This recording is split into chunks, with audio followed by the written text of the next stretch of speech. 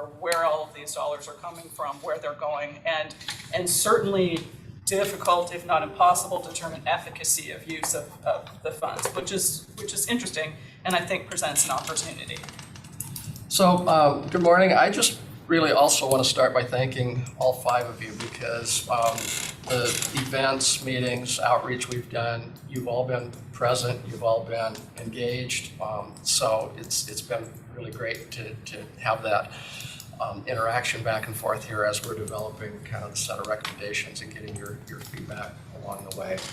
I think most of you have kind of heard a little bit of our overview with respect to the dollars, but I'll go through it again, and then if there's questions there, maybe we can dive into that a little bit more.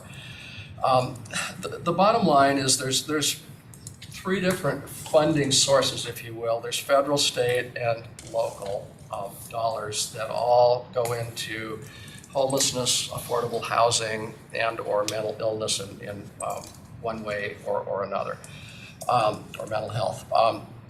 The federal dollars are predominantly HUD, the state dollars are predominantly Commerce dollars, and then there's three different local sources that we're looking at this point. Those dollars get split into different programs by those entities. So there's 3 or 4 federal programs, there's 3 or 4 state programs, and there's at least three different local programs. So as you start to drill down, then those programs get divvied out between city and county and some of the regional cities. But where the challenge, in our opinion, really happens with the dollars is that by the time we get down to those 16 bubbles of federal, state, and local dollars at the city and county level, we have tended in both organizations to go through an RFP process to then distribute those dollars out. And Teresa and I went through an exercise with George Dahl, and we've done some of the same with the city to try to understand, okay, how many different pots of money are we really talking about here with these dollars? And we originally estimated 30 to 50, and turns out we were very much on the low side of that.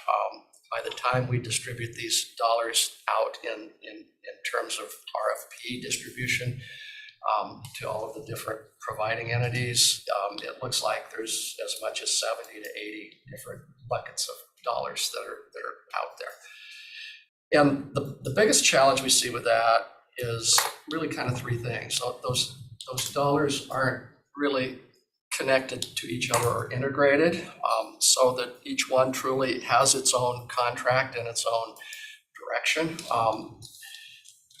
They're not strategic in the sense that they're aimed at broader goals and objectives. For the most part, we're allowing the providers to define what it is that they want to propose on. And maybe the bigger issue, we think, is that they're not deployed in a long-term kind of approach. In other words, this is pretty much an annual thing that we go through, and it sets up a whole process of RFP, score responses, go back and recommend distribution. And by the time we get through that, it's almost time to start all over with the process again. So about half of the funds that are out there in those three areas could be utilized long-term. They're not year-to-year grant funds. They're actually either long-term commitments or entitlements that we could actually bond on. We know that they're dollars that are going to continue to flow year to year. So our ability to think differently and look long-term with those dollars, whether it's for infrastructure or whether it's for longer-term contracts with the provider groups, is certainly there. So that's kind of a broad overview of the dollars. And to me, it really, and all three of us, it's really driving home why we think it's so important to get to a regional integrated kind of structure with this, so that we can start to connect all of those dots that are distributed and disconnected right now. If I could add, one of the things that's most exciting to me about a fractured operational model like that is it presents enormous opportunity for us to do better. It's very interesting to see the model, I actually think the last count was 97, that the dollars came through the jurisdictions and went out into 97 separate contracts. And so again, it speaks to huge opportunity, but from the provider side, we have trained our providers to be competitive in their pursuit of the dollar. So it's about, it's about trying to line up behind the funding source rather than, as Rick says, applying their talent to a strategic plan that they can also plan on over time. So if you're on an annual basis really having to chase that revenue source rather than knowing that for 3 years or 5 years that your job to deliver a set of services to the community can be secured, then you can build the capacity within your organization, which we so desperately need. So we're not growing institutional capacity amongst those organizations that can provide services to us. They're basically, we've trained them to chase the funds. Yep. Exactly. Yep. We've trained to compete rather than Yep. than cooperate, and that's what a silo does. And we've all seen it in other areas. So again, it's when Rick said it, what you made a comment about in all the years that you've been working, you've never seen anything like it. And as an operations person, I love it because that says huge opportunity. Yeah, the opportunities are significant, and I don't remember what my exact comment was, but the structural component of this is so, in my opinion, fundamentally broken. I just haven't seen anything that was that disconnected in my years of public service. It is so desperately in need of the integration and strategic direction with those dollars.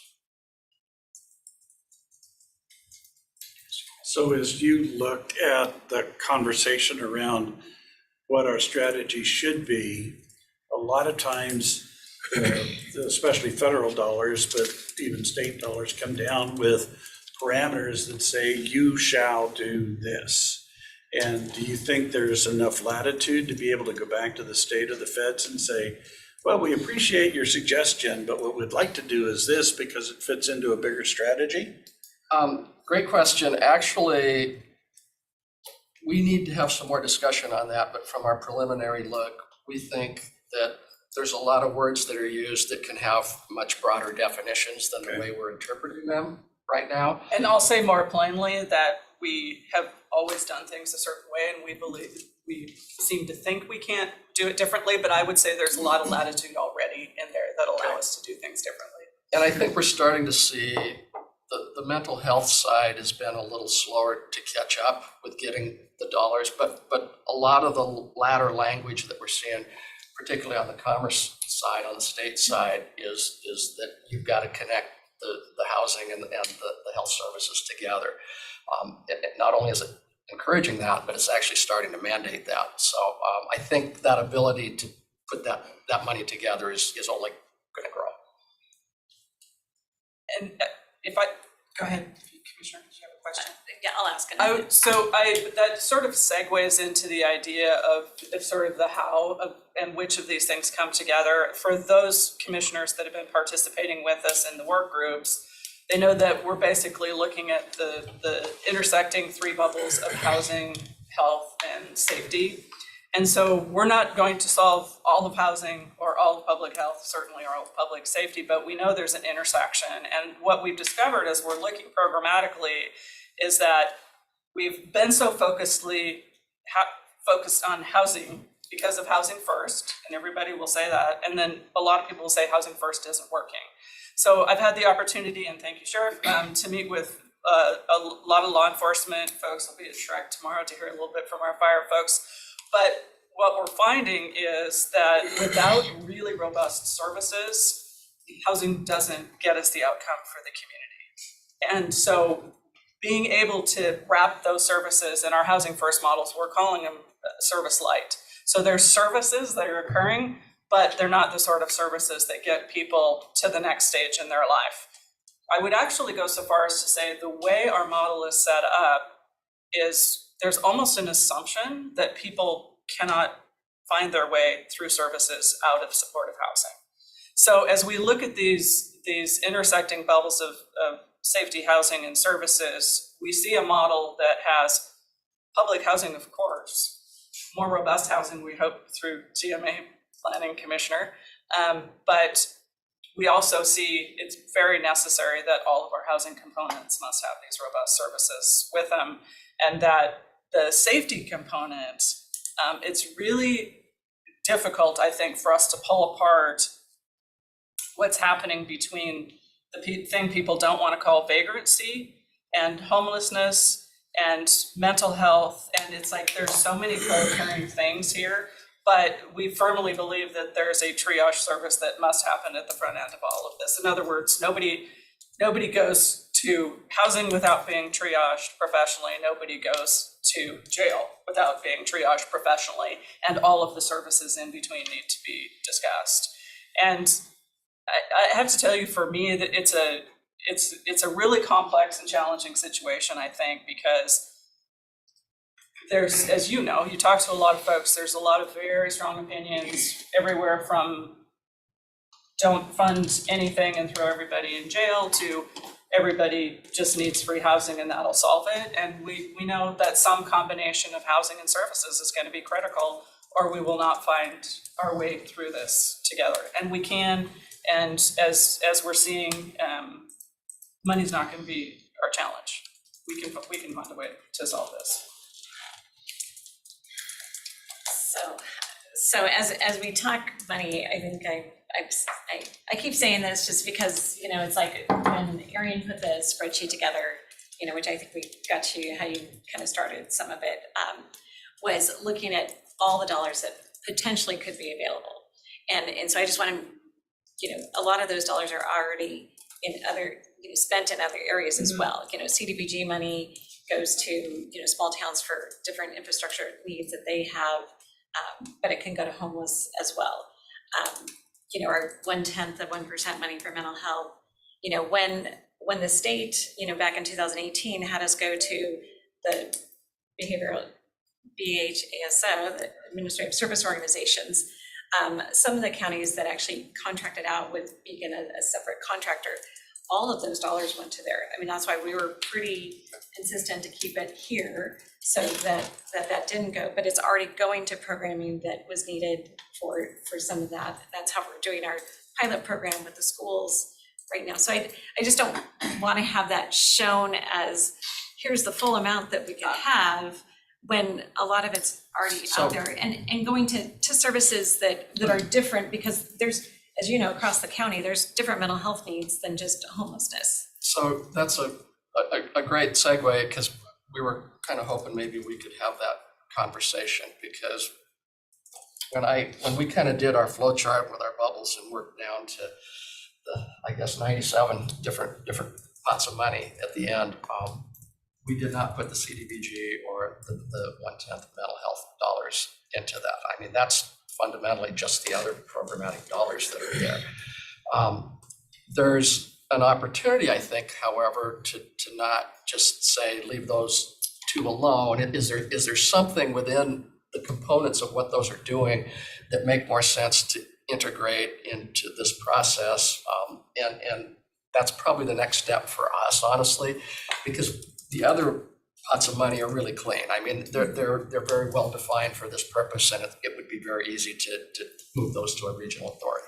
And then have you guys talked to like the healthcare authority? Because when we went to the, you know, went away from the regional support networks to the administrative service organizations and went to these managed care organizations, we're not seeing what they really wanted to have happen. Which I think is causing some of the gap in services that are being not provided to homeless individuals. And so, because those MCOs are for-profit companies and different, you know, there's just a multitude, but that's part of what I'm hearing is we've seen an increase, you know, partly because of that, at the people not getting the services they need because of how the MCOs are working versus how it was under a regional support network. So I guess, you know, that's, you know, like, how do we continue as this group to have that conversation with the state? Because, you know, it's harder for us. I think it will be better as a regional group to do that. Mm-hmm. Yes. And I know you guys have been talking with King County, so I don't know if they're having those conversations, but we are seeing, you know, that disconnect, I think, out there. Yeah, I think, and I love that question, because really plays out of what we're seeing on the street. I mean, if we believe that about a third of the folks that are counted in the point in time count have some mental health diagnosis, and there's not a structured way. Again, that set of systems is very fractured in its approach, and the dollars are spread. So I think it also points out that where we thought our bubbles were relatively small in terms of what a regional authority could focus on, over time, it appears that there are tentacles that are pretty significantly reaching into a number of areas. And it would really be up to that authority to figure out how far into those areas they really wanted to go. Because there's so many opportunities to continue the integrated approach to get at the struggle that's happening on the street, and that's certainly one of them. And I know Gavin has reached out, but I haven't seen a report back from him on those conversations. But I think it's an important policy area. Go ahead. Okay. And then I guess the other question I have is, kind of what has happened in Spokane with our havens and all of those, and this is what I'm just hearing, is that there's not a lot of turnover. It's like those are supposed to be to help get them in permanent supportive housing, but then be able to get them out. And so if there's not that, we can't just build ourselves out of it. I mean, there's just no way to do it. So we agree. We also are interested in the fact that we have these congregate models where it would be good, we think, to shift to a more distributed model where we're working with the private sector to do distributed housing on a voucher basis more effectively, again, with services, and that's always been the challenge. But yes, we agree, you cannot build your way out.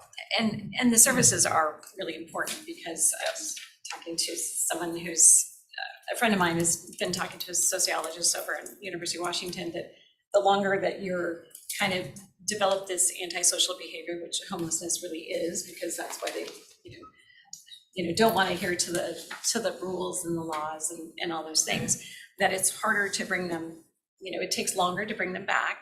And so to just house them because they haven't been in housing, it's like they've got to learn that. So I definitely understand the need that you've got to have the supportive resources around them to help them be successful. Yeah, the incidence of mental health and addiction or co-occurring diagnoses it's a challenge that a bed isn't going to solve by itself.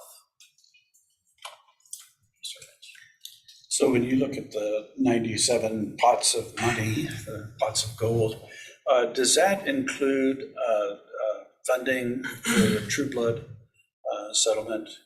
Or is that True Blood settlement outside of the realm of funding that you're looking at?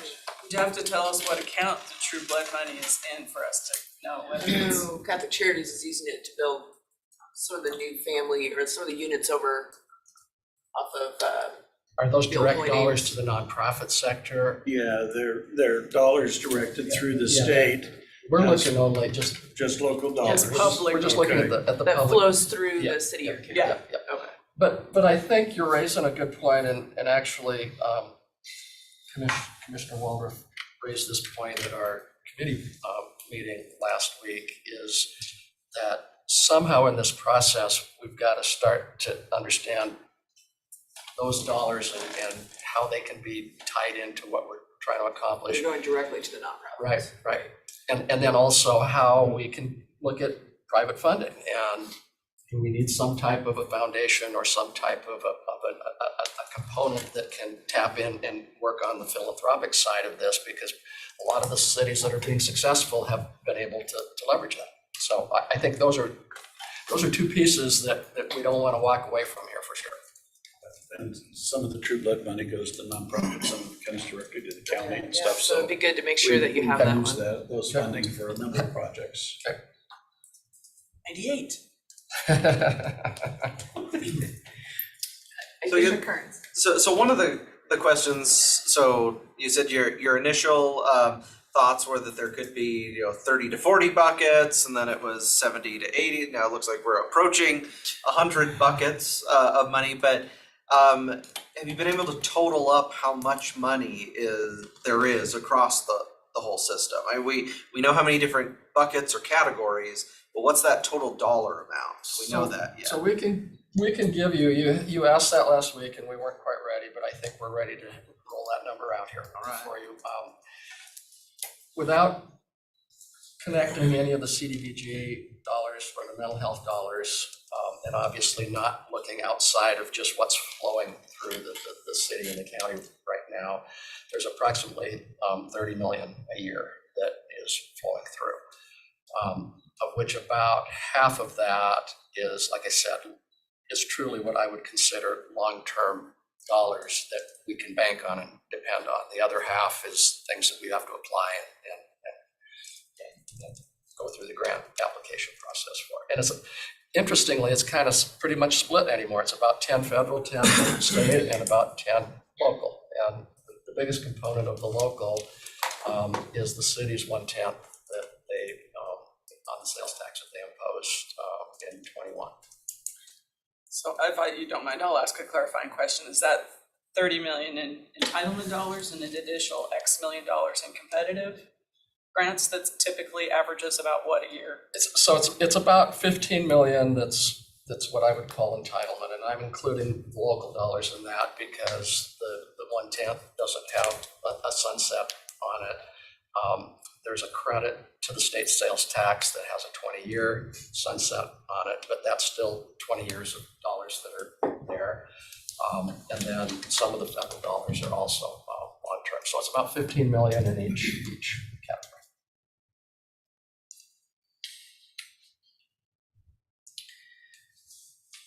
Any other questions? I was just gonna follow up, Commissioner Cuny, on your point that there are, hopefully our Houston consultant can give us some good ideas on, I mean, there's benefits to congregate settings for, getting folks in housing off the street because you can deliver the services in one location, but then there's drawbacks too, right? And so we probably need to look at both types of models, getting folks housing throughout the community, Right. as well as the challenge to that is making sure services are accessible.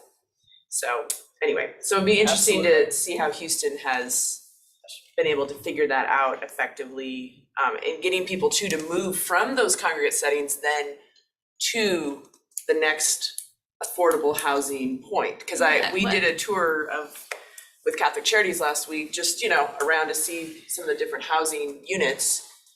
And they've had people living in that first one they built for 15 years, 12 years. So, and, maybe that's not a bad thing, but it's also we need to have those units for that next person to come in and be able to get stabilized, right? So anyway, that's where I think the Houston consultants, because they've done a lot with getting people into housing and then on to the next step. They have. So hopefully And- that'll be And they good have information. their policy, just based on what I understood from Mandy on her visit, is that you're in a supportive housing unit for a year with pretty extreme level of housing wrapped around, and then you move on to a separate type of housing that's more of a vouchered housing model. So that's where you need the throughput, because as the commissioner says, you can't build your way out. And I wouldn't see us regionally moving away from a congregate model because we have a congregate model. We have to figure out how to provide services within it. But I would, if I were king, I'd be moving over time to get a more distributed housing model. And importantly, I think it depends on the needs of the individual. I think, we can acknowledge that there are some folks in our community that are going to need supportive housing for the duration. And those are typically severe mental health and or addiction issues. And that is, to your point, more of a congregate housing kind of model. And then it becomes the size of the congregate housing. And I just wanted to follow up real quick also before we go on Commissioner Kern's question, just to give some context. 30 million without the CDBG and the mental health dollars, approximately another 30 million in CDBG and mental health. So again, some portion of those probably still have a role in this. Have you had an opportunity to have a conversation with Steve Corker and the Landlord Association? Because I've heard anecdotally from a variety of people that used to be in the rental market and actually used to have vouchers that have walked away from both. Yeah. And the vouchers come with a whole nother set of problems. The rental market is being altered dramatically by local legislation. So I'm wondering if the path forward to independent housing has not become more complicated than it was. You're right, Commissioner, it absolutely has gotten more complicated. I think the starting point of the difficulty really was lack of services around moving people through the process. So, you know, if you look again to the Houston model, when they moved somebody into an independent housing environment, they're still wrapped in a service. I mean, everything from here's how you clean your apartment and here's the items you need. So we don't just land people and hope for the best outcome. There's a lot of service to be wrapped. And so local legislation also is complicated. We're seeing a lot of property owners getting out of the rental business altogether. So that limits us. But so this isn't a challenge that we solve in the long run. It's just, for me, from a strategic planning long range purpose, we need a distributed model and we need to prepare people. We need to believe that a not insignificant portion of our homeless population is capable of achieving more. And our model currently doesn't seem to think that. Well, and I would just add that when I was in Houston, you know, we were talking about the wraparound services and all of that. And so they had one apartment building that they rented a lot of apartments out of for people, but then that landlord was, I think their term was going to be up and they were going to have to figure out where they were going to go. Because they didn't want them all together.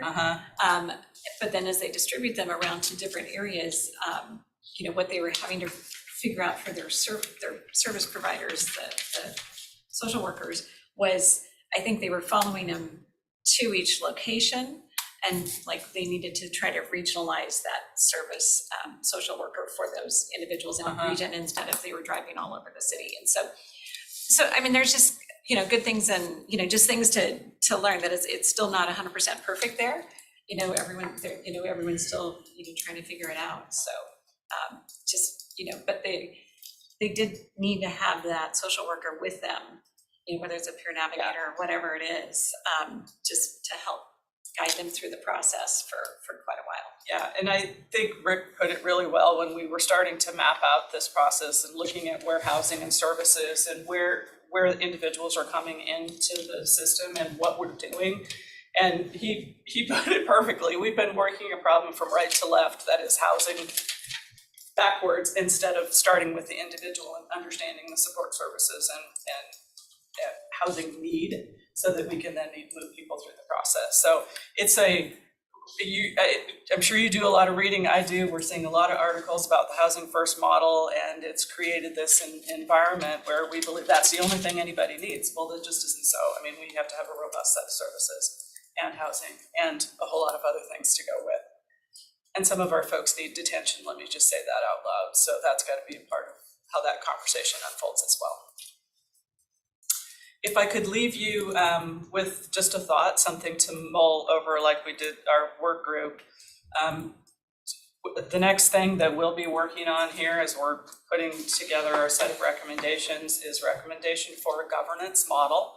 So what I would ask you to do is think about what you would need to sign on to, what would the governance model need to look like for you? You don't need to answer it for me today, but we're asking all of the jurisdictions, what would that governance model need to look like for you to participate in this regional authority? Given that 19 of our 20 legislative electeds voted in support of this 90-day review, we'd like at least 19 of 20 to sign on to the recommendation. So think about that, and then we'll be talking with the work group here over the next few weeks that we have left. And then you'll be seeing a save the date soon for a report out.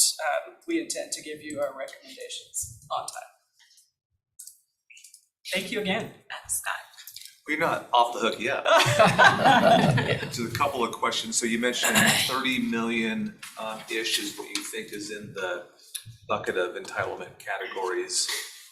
You said you thought 15 million was in, here's what's just you can count on coming in, and 15 was kind of competitive stuff. Did I understand that right? Yeah, it's not guaranteed dollars, Yeah. so. But it's consistent. It's pretty- dollars it's still coming pretty in over consistent, time. yeah. Yeah. And then is that just from local jurisdictions? Is there any nonprofit in those dollars? No, so that is primarily from the city and the county. The valley has a small amount because they did impose the sales tax credit to get those dollars, as did Medical Lake and Airway Heights and some of the other cities regionally. But there are no dollars at this point, Scott, that are either direct dollars to the nonprofits or private dollars in the law. Okay. And then it doesn't include the CDBG. I'm just trying to do some mental math in my head here. Right. I think the county, if you take CDBG out, what the monies of local, of federal, state, and local that come to the county approximately are about 6.5 million. Thereabouts. That's about right? Yep. Okay, so substantial then amount coming to the city. The city has the bulk of the dollars, no question about it. And then to Commissioner Cuny's point, I think it'll be helpful, and this is gonna be the challenging piece. We know the dollars that generally come in, scheduling those things out to show what's been committed already. Because some of these things do have, some of them are just annual. Yep. They come to the commissioners approve them, and they get competitively awarded. And some of them have been awarded for multi-years, so there's a multi-year commitment attached to those too. Yeah, thank you, Scott, for bringing that up, because there's very few dollars, I think, that have been allocated that are sitting there waiting. Oh, there's some, but generally they've been committed for a period of time. Most of what we've seen is it's annual renewal, so it's an opportunity, and as we know, an operational setup of this type would take some time to figure out how to line all of the pieces up. I think the most critical piece is revisiting we've currently found 3 5-year plans, none of which have outcomes identified, lots of activity, but not outcome identified. And so creating one and then lining up over time. Also, there's been a lot of questions about staffing, and staffing that currently exists that's paid for an overhead from the grants. It'll be a determination to the regional authority in each jurisdiction, how they want to handle assigning those resources. And so there's lots of different ways to do that, and we've seen different models for that. So quick follow-up, does the 30 million that you're talking about that is currently flowing through state, local, and fed, is a portion of that then dedicated to paying those staff, whether at the city or county? Absolutely, Yes. yes. Yeah, each of those programs has different allowances. That's not being directly allocated out, some of it's being retained. It's about for 20%. 20%, okay. Yeah, there's a significant amount of dollars that aren't finding their way back out to the community, which is probably another really strong argument for putting your money together and managing it centrally as opposed to independent. So one of the questions I have as you guys are looking at this, are you looking at, and I know we're over, so I'll be quick, are you looking at upstream?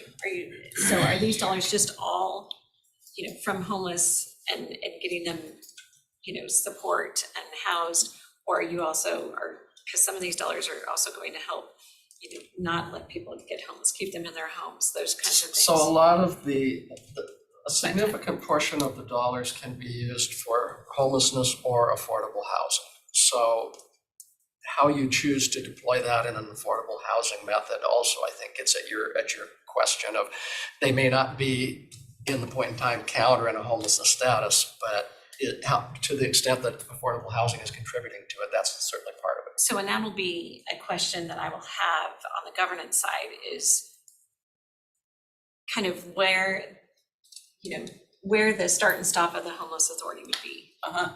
So, is it at the point that they're homeless, or is it trying to prevent homelessness, or is that prevention a different part? Yeah, Somebody else. and it's an important question, and it's been a question that's been brought up from day one. What about the vulnerably housed, essentially, the pipeline to? And So, that's. and you don't have to answer it today, but yeah, that'll be one of the, knowing where that starting and stopping point is.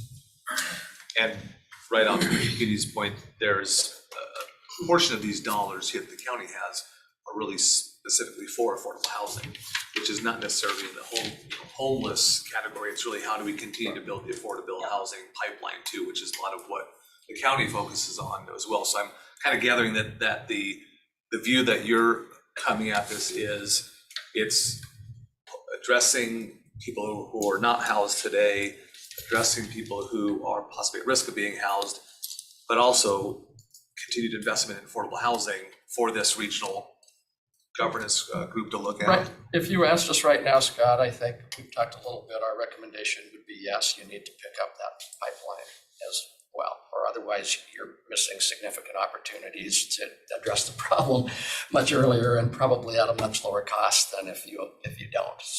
So I think that's kind of where we're leaning, and it keeps the dollars clean if you do that. Thank you. Appreciate you taking the time Yeah, to thank come you. with us Appreciate it. today. It's my best volunteer job ever. Exactly. Thank you. Okay, that's gonna take us to Sheriff Knowles and Under Sheriff Kevin Ritchie. So you guys are wanting a briefing on the Deer Park contract? Is that correct? So I think that's gonna Okay. it's gonna be coming forward, and so we just wanna make sure. Yeah, as I'm sure most everybody here is aware, Deer Park has been a contract city with us since sometime in the 70s, I believe, since it's been that long since they had their own police department. In the last probably 3 or 4 years, they've been requesting increased bodies, increased service levels that we've frankly, because of staffing issues, had struggled to provide at a level they were looking for. Frankly, right now, because of some contract negotiations with the city of Medical Lake, changing our service level there to a level that they can afford, we're able to now supply an extra FTE up to the city of Deer Park. We've been working with the budget office to come up with a pricing schedule, a pricing scheme, for lack of a better term, that is a little easier for them to understand. They've agreed to add that FTE, and I believe the Deer Park City Council 2 weeks ago voted to ratify the contract. So we do plan on providing them that additional FTE on the 1st of June, if I remember correctly. That was 1st of July. So how many total then will that be, FTE that you'll? 3 dedicated FTEs to them, and just know that means they have 3 bodies that are there for their scheduled 12-hour shift. It might even be 10s in Deer Park. They're gonna be working 10-hour shifts, 4 times. So they'll have 30 hours of coverage, per day, or so to speak, or I'm sorry, 120 hours a week of coverage. But keep in mind, they still, as soon as the police are called, 911's called, they have a need for investigative resources, we provide those 24/7, 365, and the price for the contract includes all the services they receive as far as SWAT team, search and rescue, again, investigative, hostage negotiators, all of that is wrapped in there. So that over time has been a challenge to kind of explain to some of the council members who have asked to look at what it would look like for them to provide their own police department. And so we've had many conversations with some of those council members over the last couple of years, trying to explain, just having six police officers in the city of Deer Park is drastically different than getting the full weight and force of the sheriff's office and all of our capabilities. But I think the budget office has done a really, really good job of coming up with a pricing plan that is very easy for them to understand and very easy for us to sell. And we have had a great relationship with the city council up there, the mayor, and they're very, very happy with the services we provide. So it's not ever a bad thing to have somebody come in and take a look at the police services and really reaffirms that we are providing them exceptional service for a value that they're not going to get anywhere else. So is it gonna be a similar pricing model then that is used for Medical Lake or other jurisdictions, so they can also kind of see what the cost structure is? Yeah. Was it kind of difficult to understand what was included in the the contract? So, Sorry. under the new, what we did for Medical Lake and Deer Park is we took the full cost of the sheriff's department, which is everything that they spend money on, and we divided that by the number of commissioned officers they have, or deputies they have. Because you have a lot of support that support the deputies, so deputies is what's out there. And so that's where we came up with this number, which is a lot higher than a number that was previously used by past individuals that are no longer with the sheriff's office. So this is a much more realistic number, and that is what we are using now for Medical Lake and also for Deer Park. And that does allow us to have a conversation with those jurisdictions about what that coverage looks like, what we actually have our deputies doing, because built into it is they have 24/7, 365 police coverage. They might not have a police car patrolling their neighborhoods 24/7, 365, but if a call comes out, we're there, plus all the other ancillary services. So it allows us to have a conversation and kind of tailor make what some of those other services look like. You know, particularly with Medical Lake, they want to see more community-oriented policing activities, so we can actually talk to them about, okay, well, how many deputies do you need and at what time of day? So you see that kind of activity going on, and we're able to structure a better contract for them.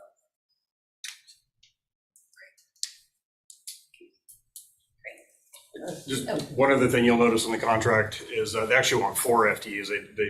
They're settling for 3, but next year, and it's in the contract, we'll be adding a 4th when staffing allows for it. So, and they're fully aware that a later date, whenever we have enough people, we'll add a 4th. So those 3 deputies and then hopefully 4, they are able to build those relationships in the community because they're there every day, or at least 410s. Right. So with the businesses, with the residents, with the schools, so that they become kind of the face. Or is it the same 3 people that are there? Yes. Okay. Yeah, and really, and particularly in communities of that size, that's really what they're looking for. Sure. I mean, I think every community should want that kind of service, but again, to the level that they can afford it, they can allow us to, you know, they'll staff it. We'll actually be recovering all of the costs, which we have not been great at in the past, and they'll be able to focus their efforts to do exactly what that community wants, and that's a really big deal with the community of Deer Park and Medical Lake right now. You know, they're trying to maintain their hometown, small town feel, and I think this is a great way for us to be able to partner with them, keep it affordable, and again, not have the county supplementing their law enforcement, which we've struggled with in the past.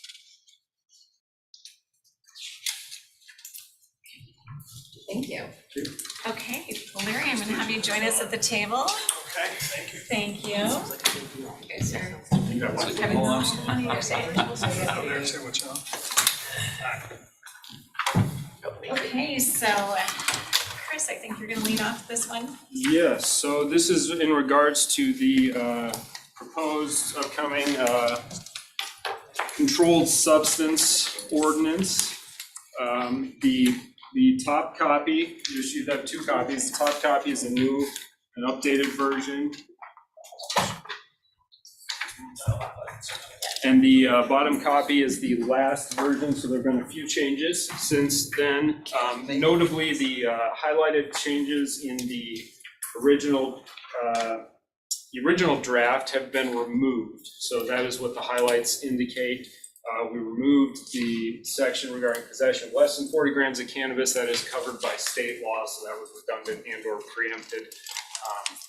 And so that was unnecessary. Additionally, after sitting down with both the sheriff's office and others, including Larry and our office, the section regarding the unlawful use of controlled substances in public was really deemed to be more or less ineffective and not really the best approach on this issue.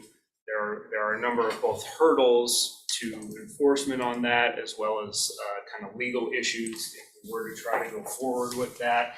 And looking at the reality of the situation, those cases really are covered by a prohibition on possession. because really that section was quite simply only on the actual act of use. And so the primary issue being that there is no exception to the standard in RCW 1031-100 that requires that a misdemeanor, gross misdemeanor occur in the presence of a law enforcement officer. So that issue really would only come up if a law enforcement officer happened upon somebody who was in the physical act of use at the moment the law enforcement officer encountered that individual. And then the kind of subsequent problems that occur from there is you could really only prove that that substance that they were in the act of using is a controlled substance if in fact they had any substance remaining to be tested. And if in fact they did have substance remaining to be tested, then they would also be in violation of possession of use. So it really was kind of redundant, added a lot of extraneous items to the ordinance, and so we removed it for that purpose. There are a few other things, definitions and such, that were cleaned up. Additionally, Commissioner Kearns brought this up. I added a section regarding seizure of any of the possession, any of the controlled substance that were located on an individual. Likely already covered in RCW, but because there was potentially an issue, it just kind of included that at this point. And we'll be just kind of double checking on that. But those are the primary changes from the last draft that you saw to this one. And that's kind of where we stand as far as the draft of the ordinance goes. Once we get this to a place that's ready to go, it is a 10-day notice requirement to enact an ordinance and then a public hearing at which the board can then take action to enact the new provisions.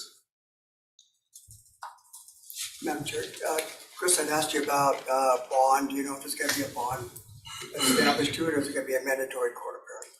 I don't believe the intent is for mandatory court appearance, and we did start to discuss that, though nothing that we had included in here. So we can certainly continue those discussions and follow up. Okay, thank you. So I'm gonna just ask John and Larry if you guys would like to comment on where this is at this point. Sure, I'll start. I just talked to WAPA this morning. Russ Brown's in there with the legislature every day. And last week, late week, he would have told you, I don't think they're gonna pass anything. A lot of things happened over the weekend, as you can imagine, in the legislature, back and forth emails, back and forth calls. He believes something will be passed this week that will preempt all of this. But having said that, there's always a chance that they could go back into their shells and never come out. So, but right now, he's very optimistic that they're going to work on some of the concerns, and I can get this email to the board, I'm sure you wouldn't mind.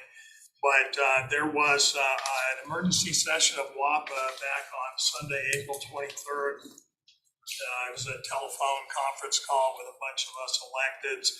And we had outlined, and then we all agreed to send a letter to the legislature, both houses, concerning, at least listing our concerns as prosecutors. There was 4 of them. Russ believes that they've got at least 3 of those 4 in that optimistic viewpoint that he has right now ironed out, and the other one he feels we can live with. So I'll share those with you. I brought a copy of it, but I can either leave it here or I can forward it. So I'll just give it to Chris for now, and that's kind of, and it talks about the problems with the use statute. It talks about 1031-100, which is a statute that provides some very limited exceptions for a police officer to arrest somebody on a misdemeanor. Typically, it says right up front in the first paragraph, any felony, if you got probable cause for any felony, you can arrest without a warrant. Otherwise, you're going to have to go through a process. And the use statute is problematic for the reasons that Chris stated. There's also some issues with mandatory diversion in the sense of they take the prosecutor out of the decision-making and basically hand it to the judicial branch. This is the same kind of problem we're having with OIP right now. And separation of power that they have there. They're talking about, whether or not we as prosecutors would support a constitutional amendment to give up that authority, and pretty much resoundingly, like 38-1, the answer was no. So that was one of the other problems. And then another one has to do with the length of time of the diversion. So we're encouraged to divert all of them. There'll be a few. I'm not looking to prosecute a bunch of misdemeanors that we're not already doing because we don't have the staff for it. So we'll have to be very selective in the use of prosecution resources if we decide to go for an actual conviction. But as it stands, they're looking at a year diversion with treatment or 6 months of treatment with substantial compliance. Well, having been kind of taking people through drug court for the last 20 some odd years, what I can tell you is most people are looking for a shorter way out. Whatever the shortest, easiest way out is, that's what they want to do. We're only talking misdemeanors here anyway, so you don't have any ability, to hold anything more than that, in terms of, consequences if they fail diversion. So many people are going to opt for the shortest, quickest version out. What's problematic for them and for the community is if they choose the shorter version and they don't get adequate treatment and they only need substantial compliance, it may not be very effective. So those are some of the issues that the legislature and WAPA and other organizations, WASPIC, others, are wrestling us right now. But they do believe that something's going to come out. And I think the version 2 that the staff worked on addresses a couple of those kinds of issues, particularly the use part. And there was some confusion when the legislature first, after the court, Supreme Court declared the statute, the possessory statute, as unconstitutional. There was a lot of scrambling. Police were wondering, well, do I just have to walk away? No, the law didn't make possession of drugs okay. It's still a controlled substance. They didn't amend 6950. So therefore, you have a right to seize the drugs and destroy them. So, and this statute that we're proposing here for the court's consideration takes care of that without a doubt. So other than that, it's kind of a wait and see. And John, what's the dialogue from the chiefs and the sheriffs? So I think everybody hopes that the state comes up with something meaningful, just because of the whole preemption issue and being consistent across all jurisdictions. I will say, however, that if that fails, I think we have a really good path forward for Spokane County, and it's a good law. My personal opinion is for us to provide some of the services that are going to be required once we can start taking enforcement action on possession again. My fear is there's not enough resources in our community or really anywhere in the state to deal with what we're gonna be kind of pushing into the system for diversion and people receiving treatment, things like that. I think it's gonna take a long time and a significant investment from the state for us to get there. And if we have to go our own way locally, I think this will give us a good framework to start working forward to how we actually can come up with a local solution for treatment options, things like that. Again, with the construction of a new detention facility, jail, I'll call it a jail. I know that's not super popular, but making sure we build a system approach to dealing with this particular issue. I think this draft will give us the ability to do that. So I think everything that Chris talked about, particularly with public use, I know it's a hot topic. It's a popular term to use, but as Chris pointed out, as far as on the streets and usefulness and law enforcement, it's just not there. I've never had to arrest anybody for public use in my entire career. Again, as Prosecutor Haskell pointed out, it's just as easy to arrest them for possession. In fact, it's a whole lot easier to prove. So again, if the state fails to do what we expect them to do this week, then I think this is a great piece of legislation for you and for our community. So if the state comes in and their attempts to find a bill that passes has to water down the legislation, there's nothing to prevent us from instituting an ordinance at a local level that maybe is a little bit more reflective about where the Senate was able to get to anyway. And as I look at this, I mean, the gross misdemeanor, the diversion and everything like that, that all seems to be part of this. Am I missing something, or? Actually, I don't think we can pass anything that would be, is it less restrictive? I'm looking to be more restrictive.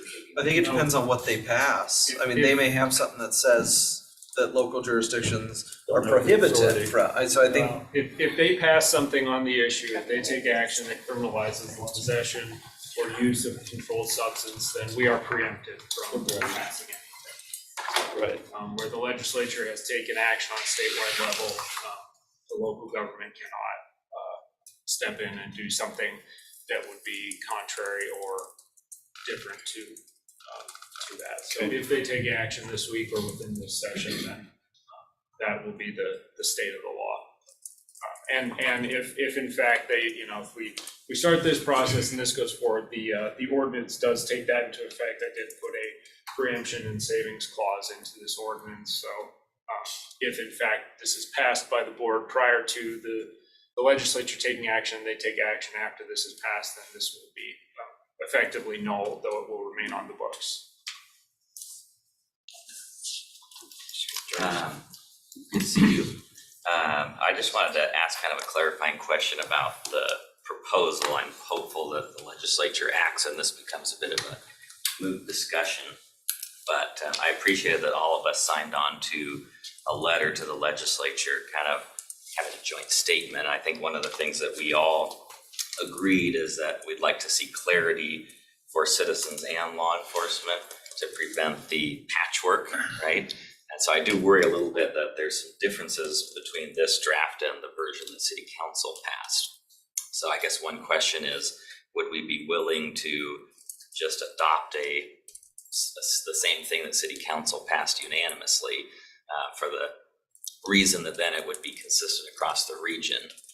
And that version, I think, had some beefier language about diversion and the need for treatment, which I think everybody at this table, as I understand it, recognizes as a critical piece of that. So I just wanted to throw that out there, that was something that was agreed to by both sides of the political spectrum.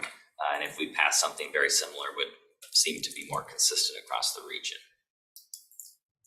We could circulate a copy today via email. I haven't seen the city version, so I'd like to take a look at it. And, and we'll run it through. And if we, obviously, if we can meet on that, then great. If we can, we're going to give you the reasons why we feel that it's not necessarily the best marriage, but not having actually read it, digested it, talked about it with staff, we could probably do that today. I mean, it's not going to take that long, but I'd be happy to do that, Commissioner. Thank you. What do you see as the differences between what they presented and what the city did? What's that? What do you perceive to be the differences between what Well, the prosecutor has presented and what the city did? yeah. So Mr. Anderson sent out a draft of the city ordinance last week, is that right? Yeah. So I received a version of the final copy that they passed just this morning, actually just sitting here, and it looks like it's a little different than what you sent They made previously. change, okay. Yeah, but based on the version that was sent last week, that ordinance had specifically said that law enforcement may offer a referral to assessment, treatment, or other community resource as an alternative to arrest, citation, or referral. And then it encouraged the prosecutor to resolve charges in a manner that will most effectively advance the defendant's stabilization and recovery. And then it kind of had a goal in there that case resolution and sentencing should address the underlying addiction. So it had some goal language, some specific language about offering alternatives. But again, there's some differences in what was passed ultimately. It was passed unanimously, but I think we should all just take a look at it. I'd like that to be something we're considering as well for the sake of uniformity. Well, I think that's kind of addressed in the 6.27.060, the case resolution there. Nothing in this chapter prevents the prosecutor from offering pretrial diversion or another alternative to prosecution, such as a stipulated order of continuance as deemed appropriate, and then nothing in this chapter shall prevent any person charged with an offense herein from participating in any specialty court or diversion program for which they would otherwise be eligible. I think it's more important that, I mean, if the state does not pass something, I think it's more important that we have sort of commonality across the jurisdictions in which the sheriff provides law enforcement, rather than sort of cohesion between what we pass and what the city of Spokane pass. I think it's more important that we have the same as Deer Park, as the city of the Spokane Valley, and Medical Lake. So our law enforcement are enforcing the same thing, rather, because I think it's extremely rare the sheriff would be issuing any or would be enforcing this within the city of Spokane. No, and I'm here to tell you, what Commissioner Jordan just stated, there's nothing in there that would really affect how we enforce the law, because officers, deputies already know that they can, I mean, we have discretion. We know that there are places we can take them. We can take them to the stabilization center in lieu of charges and things like that. So, and I don't think that there was any mandates in that language, just sort of stated the intent. Did I hear that correctly? I mean, Well, it's specific. It says you do have the authority to do these things. right, and we know, we do. So what I'm saying is it doesn't change my folks and our enforcement side of that, right?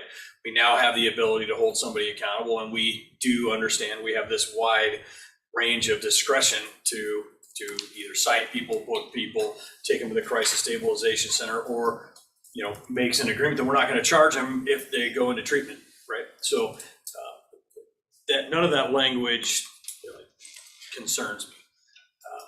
Is it necessary? Well, that's debatable, right? But again, I really like simple and clean legislation.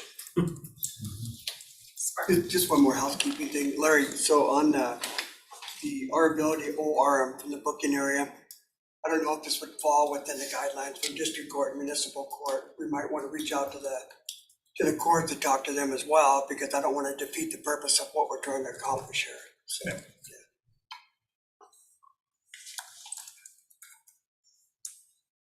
And Commissioner Jordan, to your point, one of the reasons that the current draft that I handed you today is the way it is because I have met with a number of the cities that are covered by both the sheriff's law enforcement services and our office's prosecution services. And the general goal is to, make those standards cohesive and find something amongst those jurisdictions that can be passed uniformly, so that when law enforcement is out there enforcing this, they are not juggling multiple standards or authority that they may have in one area that they may not have if they enter one of the cities that they are serving. And same with prosecution, that we don't have varying standards of what kind of pretrial, post-trial diversion options that we have based off of a different jurisdiction.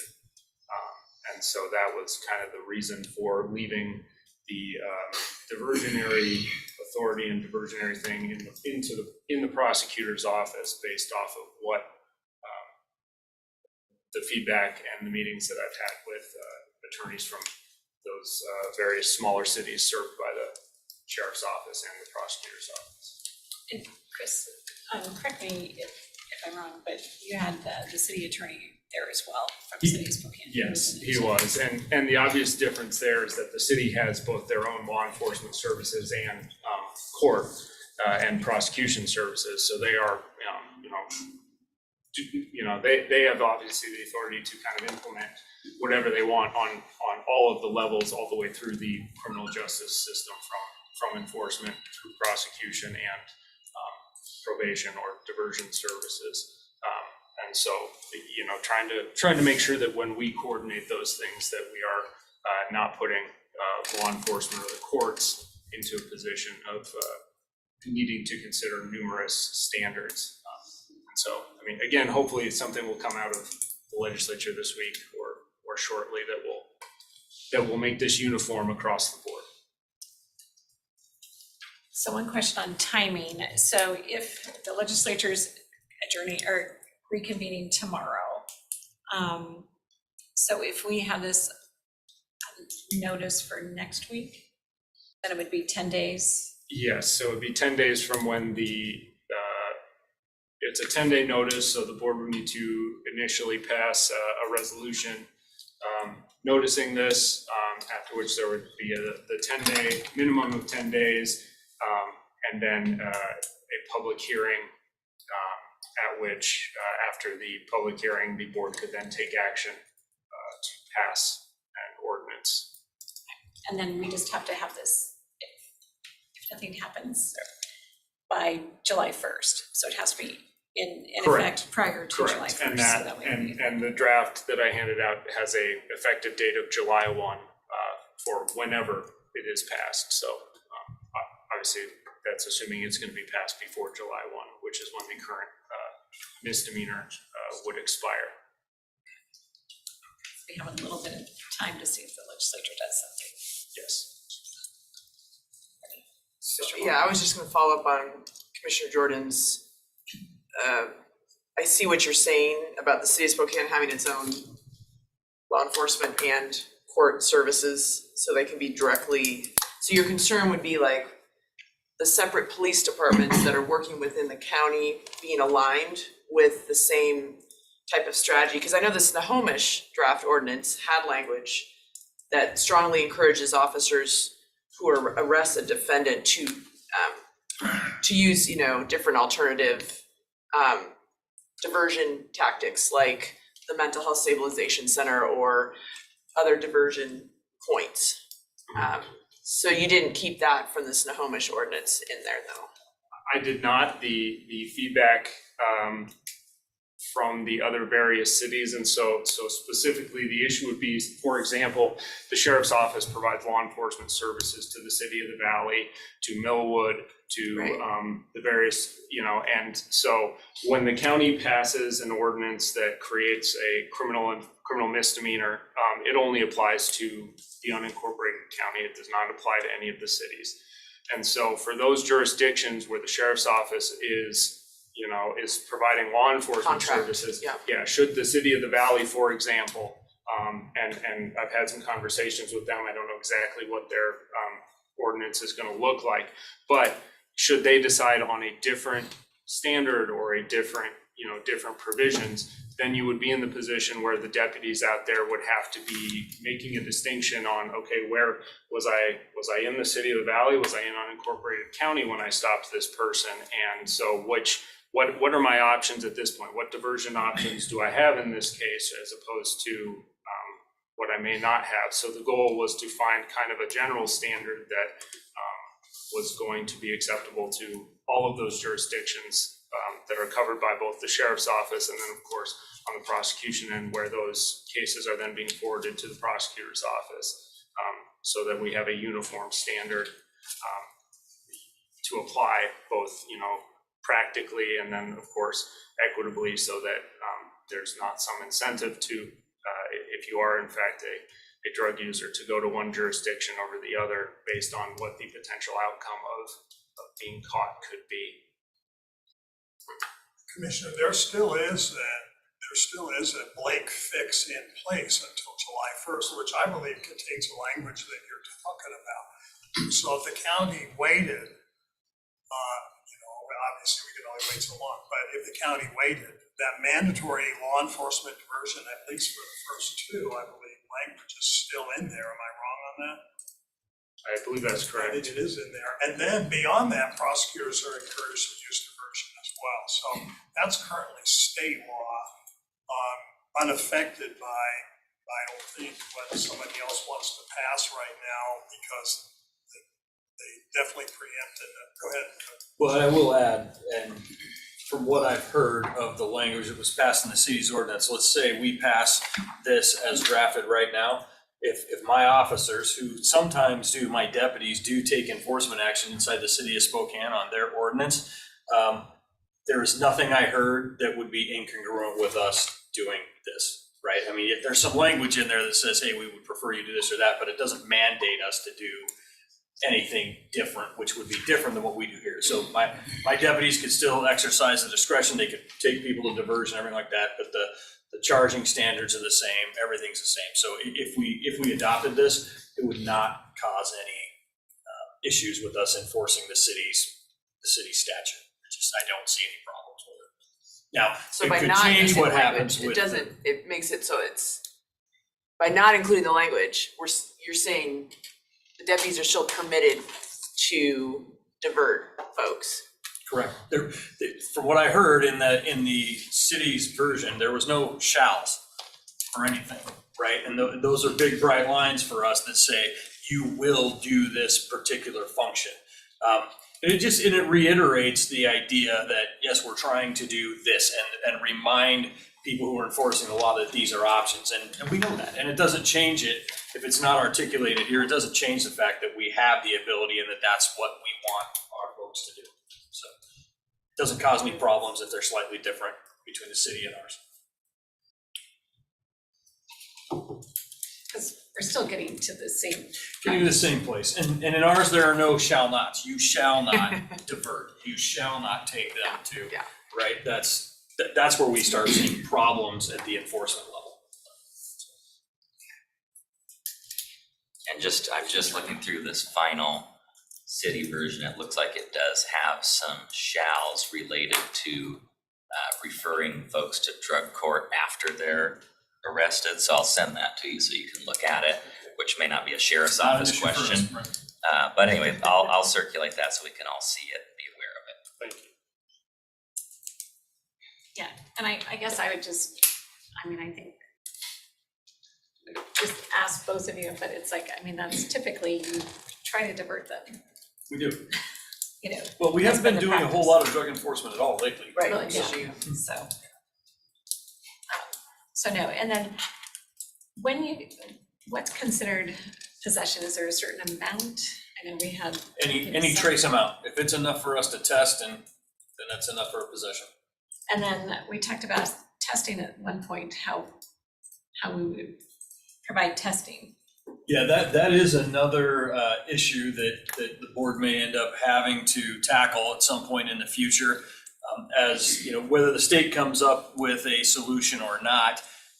And Larry, you can talk about this probably more intelligently than I can, but as far as a gross misdemeanor and when the speedy trial requirements begin, and then whether we can actually get the Washington State Patrol's laboratory to do testing for us prior to trial if somebody does not waive speedy trial, could be a challenge for us. And if we decided to take on the ability here in Spokane County to do drug testing on our own, it could be a several $1 million investment to get the equipment, the employees, and then the ongoing FTEs will not be inexpensive. And then we're still out looking for private labs that may be able to do this for us, which may end up being a more affordable option short term, but long term, it'll be interesting to see. But Larry, you Well, can if probably they're talk about that. diverted, we probably won't need a lot of lab resources on those, but anything that we're actually gonna prosecute, the lab is saying that based on the current language that's contemplated, it isn't gonna be much more in terms of all of the safeguards, if you will, from traditional prosecution. A lot of encouragement to divert, get them into treatment.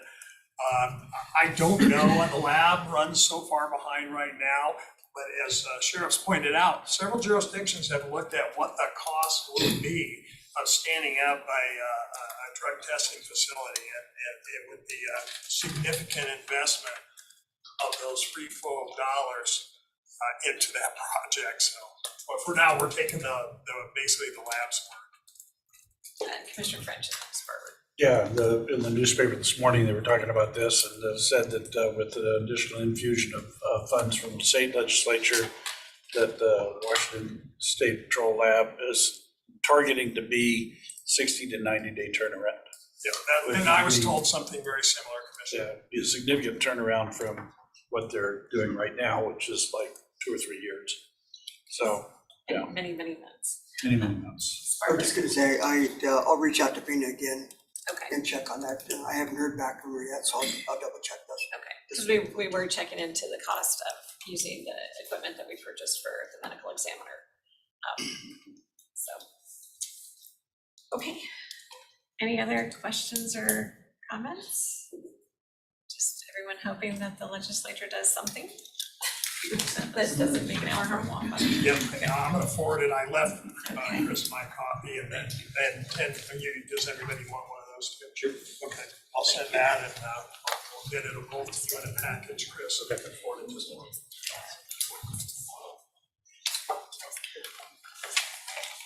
Okay, Thanks, Larry. We're gonna have you. Good to see you. Good to see you. Thank you. And Ken? Morning, Commissioners. I'm going to provide an update on Measure 1 today. We're trying to hit kind of a little juncture in some of the efforts that we've been working on, particularly the CUP and the educational campaign. We provided each of you, and I hope each of you have a copy of it, a couple of options that we'd like to explore today with you, and then talk through some of the process as we move forward. So I'm going to let Ken go ahead and go through the slide presentation, and then after that, we'll be take any questions that you have. Okay, thank you. Looks like we've got the presentation up. Just as a reminder from, the 417 presentation, the concept here is we've kind of got a front end inflow piece. We've got a middle custody piece, along with initiatives within the facilities, and then a back end releasing effort. Today, we're going to focus again on stepping back to the facility itself, the additional bed space need, the Geiger replacement component. So that's what we're going to deep dive on today. So slide 2, I think Ron's running the show. Thank you. A couple different design options you're going to see here. Option 1 would be this, I guess I'll call it the more simplistic design. It's a 3-floor community correction center you're seeing there on the left in green. Main floor being just, basic ingress, egress of the facility, some admin functions, some programming, and then 2 levels above that of bed space. And you'll see in comparison to the next design, which we'll get to in a minute, we've removed the 4th floor here, about 64 beds, allowing us to get into a more reasonable cost range, I guess I'll say. On the right side, you'll see that the new housing tower has 5 floors. Main floor being that yellow floor on the bottom, along with the Sally Port, which is where law enforcement and transport is able to bring individuals into the facility. Above that, well, I should say there's a kitchen on that main floor, which is really critical because it will service all 3 buildings, the Community Correction Center, the new housing tower, and the existing jail. The blue floors that you see there are 256 beds per floor. And then we have a orange floor on the top, which is a shelled floor, which we could build out in the future as capacity needs arise. So you're looking at 128 beds in the Community Correction Center on the left. You're looking at 768 beds on the right with additional capacity with that top floor. So, I'm sorry, Mike's pointing out the jail, just as a reminder, and we'll see this on a later slide, but 462 is where we want to get the jail to. So, in combination with those other 2 buildings. So let's go ahead and jump to option 2. And you'll notice option 2 has a 4th floor on the Community Correction Center. So this is now at 192 beds. So we've brought back the 64 beds on top. And the new housing tower, you'll notice, has an additional half of a floor, 128 beds shelled in, which we could build out into the future. Again, same height on the new housing tower, 5 floors, same main floor capacity. Both buildings have lots of programming / flexible use space, classroom space available in the design. And again, we're talking 5% design here. That's really critical that everybody's aware of that. It's conceptual. It will evolve as we get into some kind of a future design process should this ballot measure be approved. approved. I think I'll take you to the next slide, which will kind of pull these two things together. It's probably not real easy to read up there on the screen, so I'm hoping everybody has a local copy to look at. But the way this works is on the left side, we've got option 1, the first design, option 2 on the right side. The beds, the bed counts, I should say, are combined in the brown column.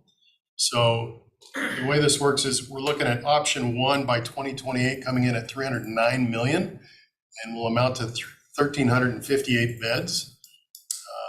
And then we can do the infill, which are those green boxes below that. And we would in 2053 potentially bring online another 128 beds by infilling half of the 5th floor for another $39 million. And that's escalated out to 2053 costs.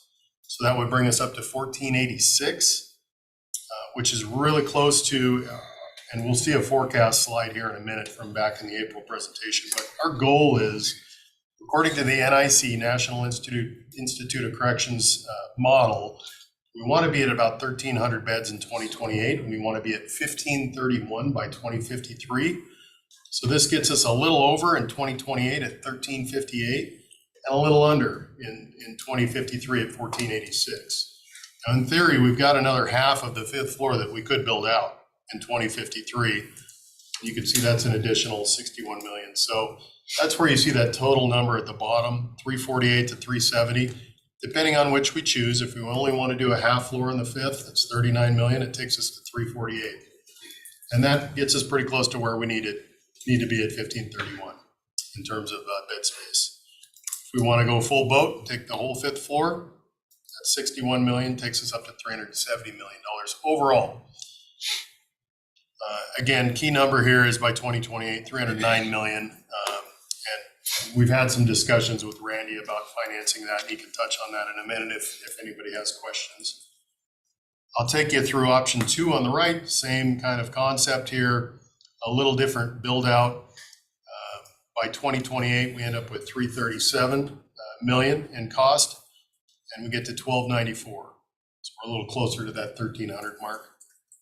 And then we can infill a half of a 4th floor by 2040, which would be the midpoint between 2028 and 2053, to get another 128 beds for another $31 million, escalated out to 2040. And that gets us to 1,400 beds roughly. And if we want to go another half of the 5th floor for 128 beds by 2053, it's another $39 million. Gets us up to 1,550 in terms of beds, which again is slightly over that 1,531 goal. But you can see it's a considerable increase in cost, taking us overall out to 2053 at 407 million. Mike, anything I didn't touch on there that you want to point out? Just the escalation because Yeah, all of this is escalated. So, in our mind, I think option 1 looks the most reasonable in terms of, our limitations with financing. It's probably more reasonable at the $309 million mark, being able to hit that in 2028. We're somewhere in the $18 million annual cost to debt service that, which is doable in terms of what that sales tax brings in. Next slide, unless there's any questions. Go ahead. Sorry, so what, can you just restate that about what would the debt service be on top of the 309? Then you just said how many? Yeah, I think, is Randy in the room? Randy's here, right? Okay. Randy was.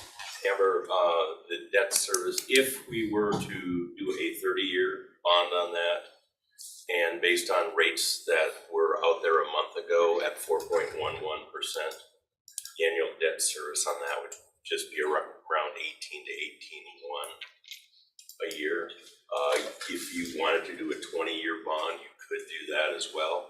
You get a little bit better rates, but the price goes up a little bit more. But it's over a shorter period of time, so you actually save money in the long run. These are all based on interest rate projections, right? Which are going to change between now and a year from now when we go up to bonding. And so we'll have better numbers at that time. You know, do you want to do 20 years? Do you want to do 25? Do you want to do 30? What do the rates look like? But based on current rates, if you did 30 years at 4.11, it'd be about 18.1 million, or 18 to 18.1, which is what 0.2% would have collected in today's dollars.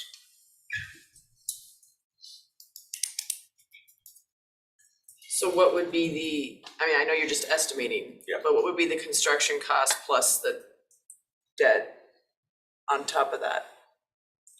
The 18 million would cover the bond would cover so 30 years at 18 million a month Okay. or a year. That's the total cost? Yeah. Okay, not on top of the 309. No. Got it. No. Okay, thank you. And like I said, it'd be cheaper if you did a 20-year bond because the rate is lower and you're paying for a shorter period of time. Kind of like a house loan. About 15 years, you want 30. Okay, next slide, Ron. So this is a very rough breakdown of replacement of the DEM facility, which is smack dab underneath where we would want to put that new tower, as well as the SCSO garage. You know, again, this is very rough, but you know, the original estimate here came in around $25 million to replace those. There's been some discussion. I think Mike can probably elaborate a little bit on locations and thoughts, but it's very preliminary right now, right, Mike? Right, so there's been a lot of conversation over this, whether, and I've had some with John and his team too, you know, whether they're gonna move into existing county facilities that we already own, is there gonna be site acquisition cost, or, you know, is the radio moving out with Shrek? I mean, there's just a bunch of conversations that's been going around this. So we kind of held this one out separately so that we could have that conversation and see, you know, what's best suitable for the sheriff's office and moving forward. We are certain that we're gonna have to demo Geiger, and there's asbestos abatement that we have to go through a process there. What I didn't include, like I said, was the site acquisition, because I don't know which property or what site that we're gonna move to.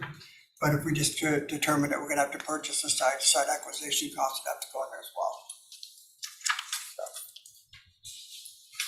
Did you want to follow that up, John, with anything? No, and I just think it's important for the board to know that we're pretty reasonable about where we move it. I mean, we need a garage, we need a facility, we need a place to store our vehicles.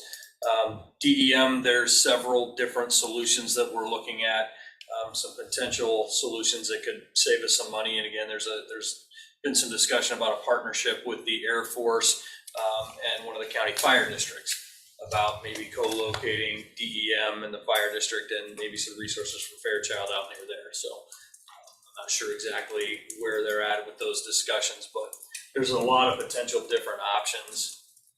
It's just trying to figure out what makes most sense. I guess one question I'm gonna ask while I got John here. So your vehicle storage right now that's over there, I mean, does it have to be downtown or can it be out? I mean, because your training facility's out, you know, by state line, and this is here. So I guess I'm just trying to make sure I understand. Being centrally located is convenient, but not crucial. You know, one of the other things that we are going to look at that a lot of people aren't aware is our vehicle processing station for evidentiary processing and things like that resides actually inside the DEM building. And it's not just a processing station for us, it's a processing station for our forensics unit, which serves the city of Spokane Valley. So that's another facility that may not, because it's currently residing in DEM, when DEM moves or wherever, that facility may not go with it. It may make more sense to attach it to the garage, or we maybe find some other solution. So centrality is nice, but not critical. You know, it wouldn't be the end of the world if we found space out on the West Plains to put a garage there. You know, as long as it's functional and we have a place to store vehicles, that's really what matters. I know that there was discussion, I want to say a year and a half ago, maybe, about a preferred location could have been along I-90, kind of where, or near where the north-south corridor is supposed to connect to I-90. I don't know if that was just thrown out as a concept or, so I mean, because there's a lot of vacant land there now that the state had purchased years ago and knocked the houses down there. Is that Like I said, I think we kind of a would preferred site? entertain I don't know. any options. Okay. You know, the fairgrounds are a nice central location to both the city's property facility plus the Valley Precinct and downtown. So, you know, the county may well have the land that we would need to move the garage there. They probably already have it in the inventory somewhere. So I think there's a lot of different options we can look at.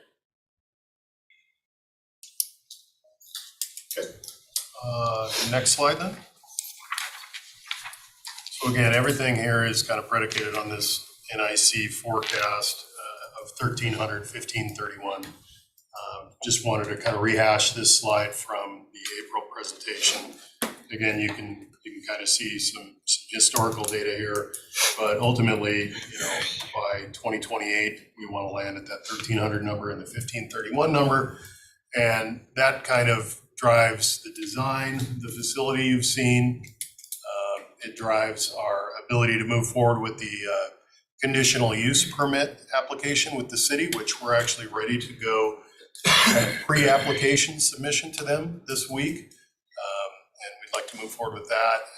Communication efforts with the public as well about this Measure 1 effort are kind of tied to this as well. So, you know, our intention is to, you know, attempt to move forward this week on some of those key initiatives outside of this, you know, design effort. So unless there's any additional input, that's our intention. So I think that's it for this slide. I have a question on this slide. Sure.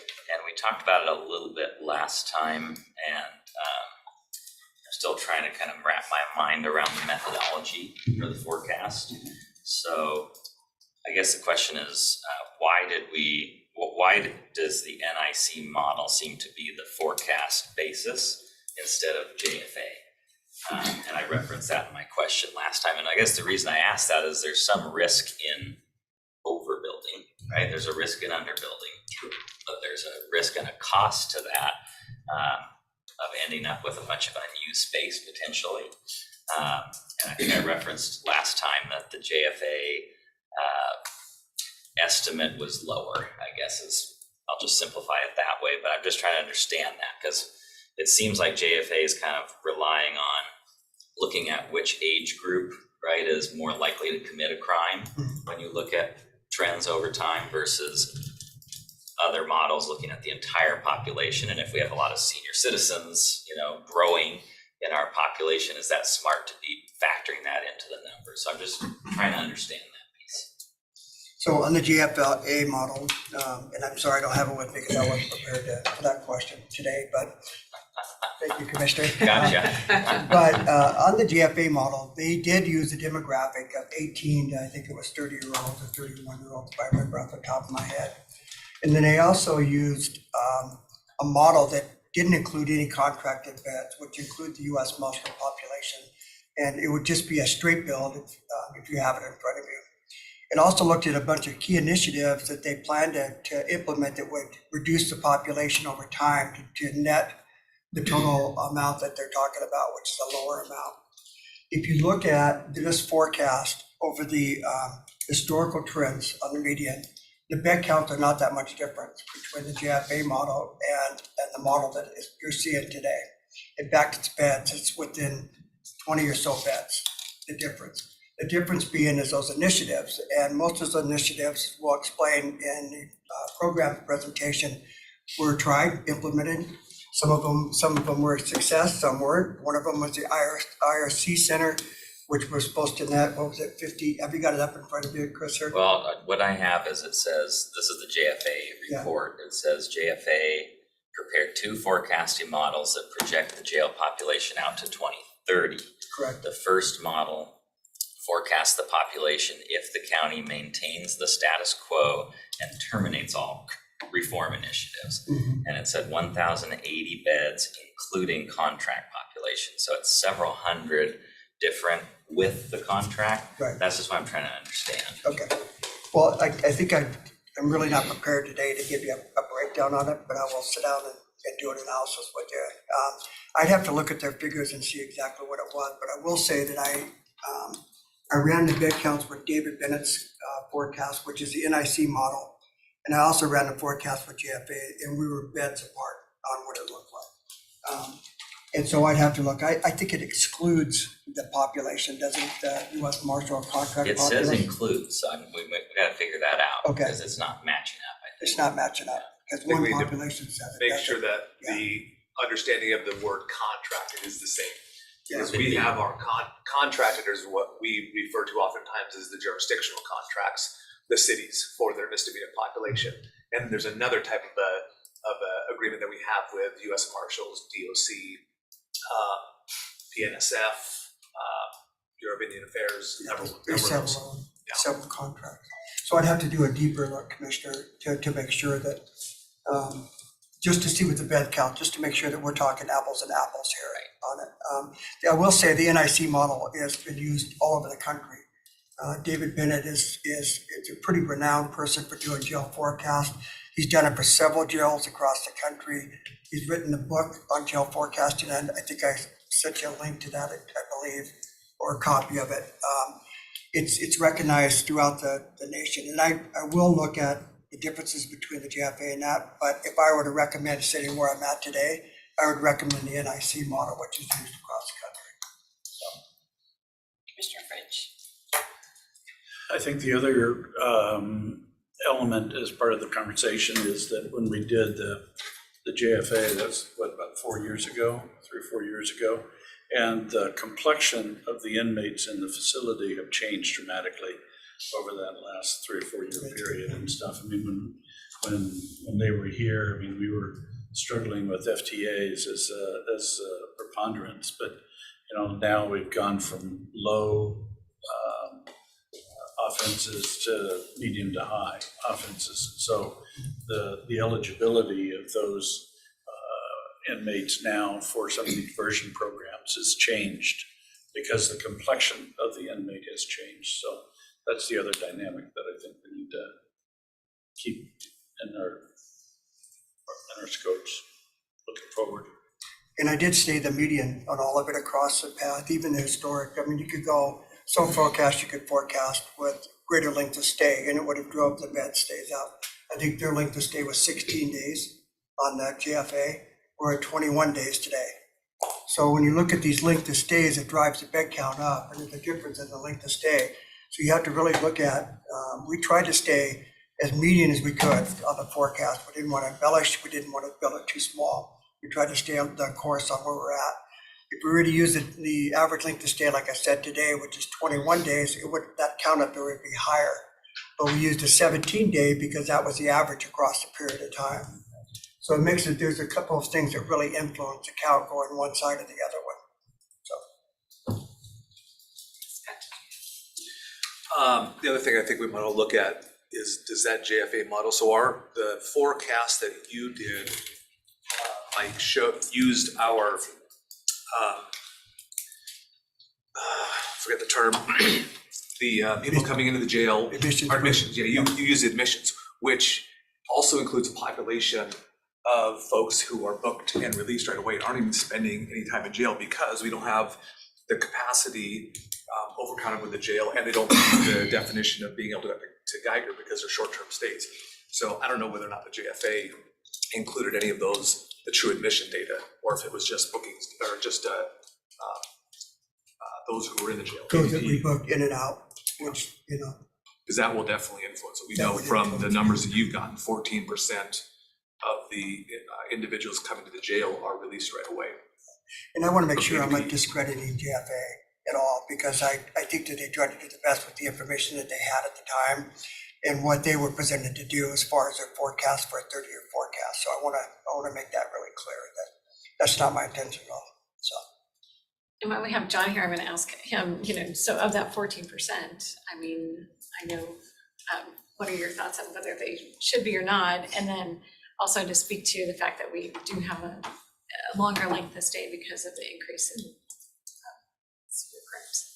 Well, I mean, I think it's pretty straightforward that if we're actually booking somebody into jail, it's either a crime that is requiring booking, or it's a felony, or there's some set of circumstances where we feel like they need to be removed, from our community, at least for a short period of time.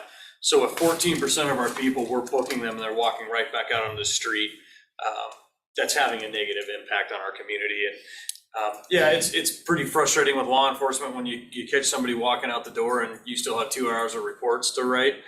And again, we don't just book anybody anymore. We haven't booked misdemeanors in the jail since I've worked here, unless it was a mandatory arrest, or again, they behave so badly that we can't leave them safely out in the community. So to hear that 14% of them are getting rolled right back out, that's pretty frustrating for us. And we likely have to go deal with them again. That's just the reality of it. We have stories of that occurring. It's something that has to be fixed, because we're wasting effort, we're wasting time, we're wasting money if they're being turned around and put right back out on the street. And that's kind of my concern on the controlled substance gross misdemeanor, is that if that, were to come to fruition, it's gonna do one or two things. It's either gonna fall into that category of the ones that we book in and out, and they're gonna go back out the door likely, or it would cause more population for the jail, because it would be a gross misdemeanor, we'd have more population inside.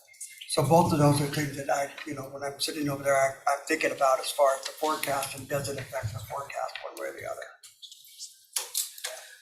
Well, and I will say that, when controlled substance, when we were able to book people for possession, when it was a felony, it did allow us to interrupt their cycle of addiction, at least momentarily. And I would love for us to get the capacity in our jail to start doing that again. It's not a lock them up and throw away the key. It's a lock them up, interrupt the cycle, and hopefully we build a jail and a criminal justice system that's able to use the jail as the takeoff point to diversion, to getting them into treatment, helping them get the medical intervention they need. But the intervention, the actual arrest and detention, is critical in interrupting that cycle and getting people into treatment. I've talked to many people who are in recovery and said it took somebody holding them accountable, even if it's just a brief period of time. So whatever solution we have, I think that's something, a capability we have to be able to do. And I think it'll make a huge difference in the way our communities and our streets look, particularly downtown, particularly in the areas where our homeless population is congregating. The ability to house people even temporarily and get them diverted into services, whether it's substance use treatment, mental health treatment. It's okay that the jail can be a starting point for that. Mr. Waldron. So yes, I would love to sit down and dig into the numbers a little bit more. We have done some reform programs.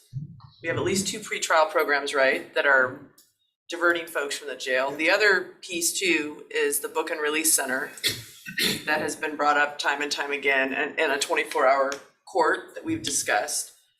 If, those pieces could also save the county money, because people who could get their trial or their first appearance done as soon as possible, we maybe don't need to keep them in the jail. So it's kind of like we have 2 populations, some maybe that could use a night in the jail, others that maybe are sitting there for several nights waiting for their first appearance, and then that they don't even need to be there. So I guess that's where all these pieces kind of have to come together, like you're saying, Sheriff, like into a real criminal justice model and plan. And if we're just using what's always happened as our baseline, it just doesn't seem like the right population number to use. Do you see where if we're gonna implement a Book and Release Center, if we're gonna implement first appearances, hopefully within 24 hours or less, like right there, all those things could change the numbers. And so that's why all those pieces that we're gonna be talking with, if this is a package, all those things need to be integrated to get the population number that we think is realistic going out the next 30 years, right, for the jail, and how many beds are really needed. So I still feel like we're using numbers based on past practices, and if we're gonna change those practices moving forward. And I agree, we need more beds, because right now we're doubling up people in an unsafe situation, but how many is this question?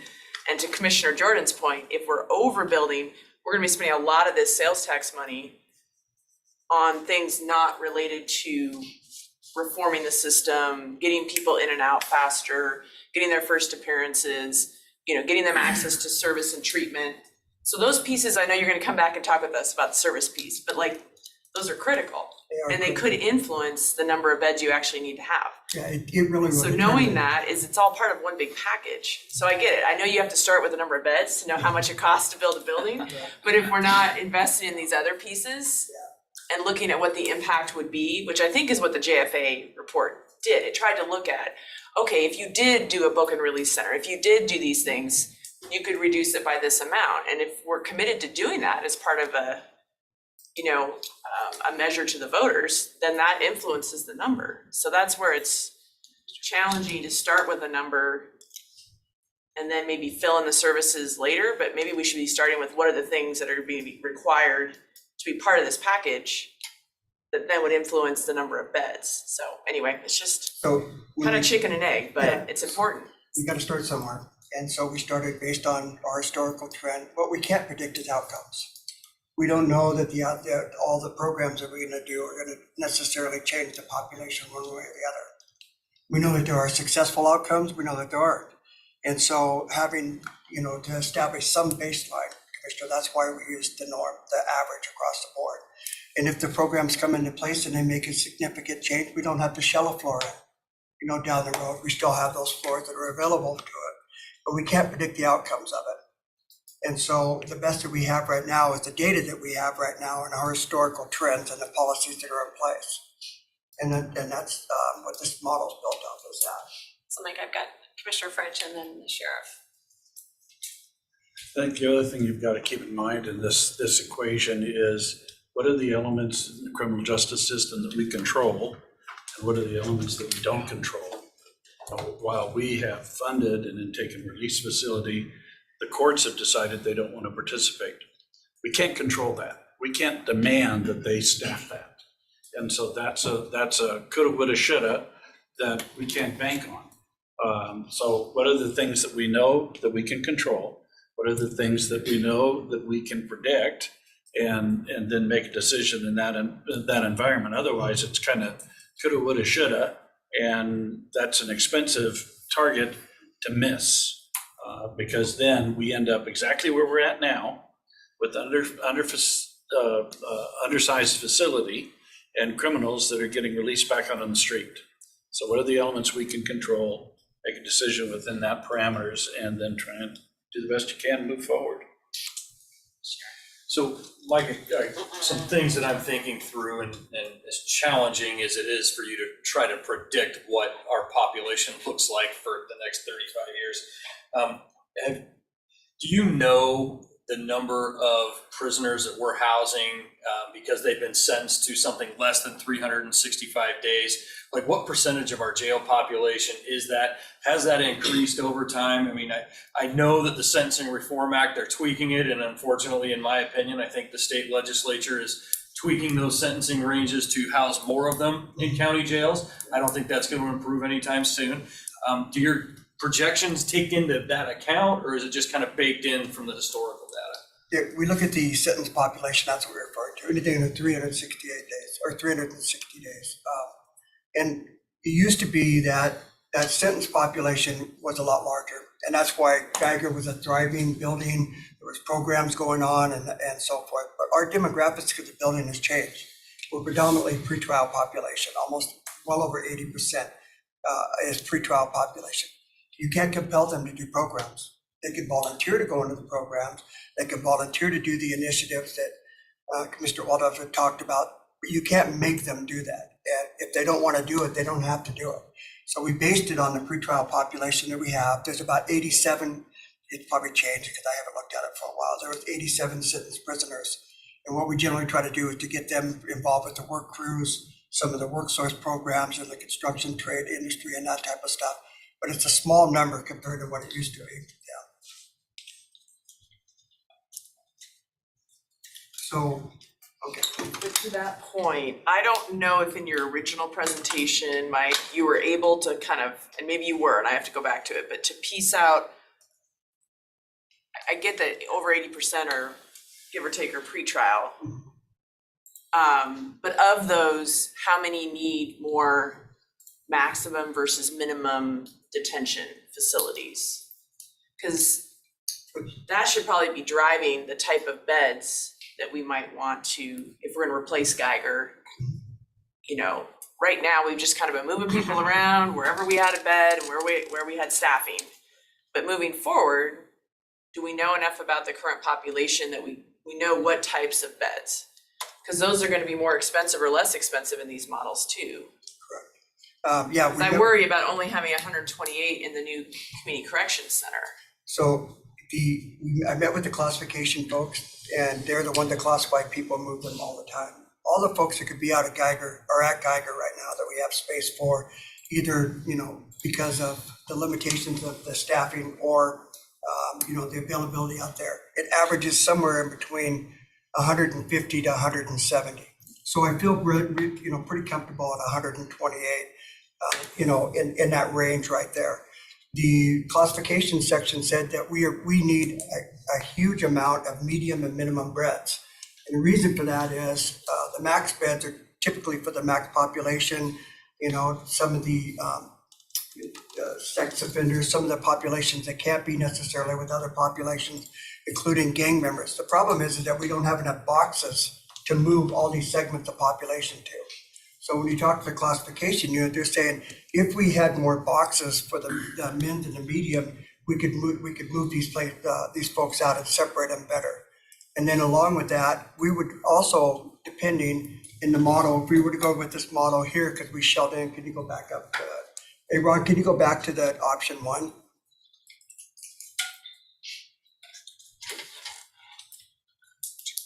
Two more I'm up. sorry, Ron. There you go. So you notice that floor is filled all the way in blue right there. Yes, it's more beds than we need because we're moving 64 beds out of the community corrections center, but we're gaining 128. The way these things are set up, these modules are set up, we could start programming there. We could have a step up, step down model. We could have, people come to the floor and be involved with some of the programming that's on the floor. So the community corrections center is kind of a sentencing option for the courts. They consider it have IOP programs and have programs coming in. The community it's a porous facility. It's made out of sheetrock. It's meant for the public and the interface from the community. But that doesn't mean that we can't start their programming on the inside of the building, which is our intention to do. We're diving into things that really I'm going to cover on the 22nd. So we're going to give you a much broader look at how this is going to work, the shift in paradigm, the programs you're talking about, the opportunity for diversion programs up front, the opportunities for us to change the paradigm in the way that we conduct business in detention services, because it will be a shift in the way that we do the things. And then also, it will kind of inform on what kind of the people that you'll see. It's based on length of stay. And without diving really into it, if a person's only going to be here 5 days, there's really very little programs I can throw at a person that's going to be there 5 days. That's going to have to be a community reach. Then you get into a range, whether it's going to be 10 to 15 days, 20 to 30 days. And you start looking at these programs that match up with those categories. And so I'll be able to inform a lot more on that on the 22nd. I don't want to take up too much time today. And I see some nods going on down there. So, so our intention is to move with option 1 for the conditional use permit and moving forward from this point, unless we hear something to the contrary. And for the conditional use permit, we're only at 5% design, so it's just getting that theory. That's correct. So whatever we do, we need to get a conditional use permit. It'll have to undergo, into the design process, or pretty much in-depth, broader in-depth look at it. But for moving forward, we have to have something that we can use as a model. This one gets us within our budget. We were looking for that 305 was the budget that we were looking for in our 60%, holding to just our 60%. And then I'm really comfortable with the bed demographics and the way that it is. I'm comfortable with the forecasted model and the technique that we used. And I think that we're going to be, just fine with option 1. So the request today is just to the head nods for moving forward the conditional use permit. Unless, Chris, I defer to you, do you see anything more that we'd need from them? No, just indication that this is the option the commission first move forward with. Okay. All right, thank you very much. And then why don't you and I schedule some time, or the three of us will schedule some time, we'll go over it. And I'll show you, my beds and then that bed, so you guys can see the differences on it. Do that. Thank you, thank you. Okay, Tom. Tom Konis, our assessor, welcome. Sorry we're. Good morning. See you. Sorry that we're running a little late. That's all right. As you get started, I'm just gonna say, we're probably gonna need to move some of our morning session to the afternoon, so just so we'll continue. I've got a 1:45 hard stop, so we'll meeting at that point. This is the first time we've seen Tom this year. Yeah, certainly. It's been too long. I love coming down here for days like today where I'm just telling you what's going on. I'm not begging for something. So. That's next time. That's probably next time. Exactly. So if we could go into the next slide, please. There we go. So we are changing how we've done business for about the last decade or so. Before this, our reevaluation notices, which are going out June 1st, looked like this. A little postcard came in the mail, font the size of a microdot. So we have now, if we can go to the next slide, Ron, going to a letter format, and I brought copies for you. Just pass them to you and pass them around. This has been done by a number of different counties across the state.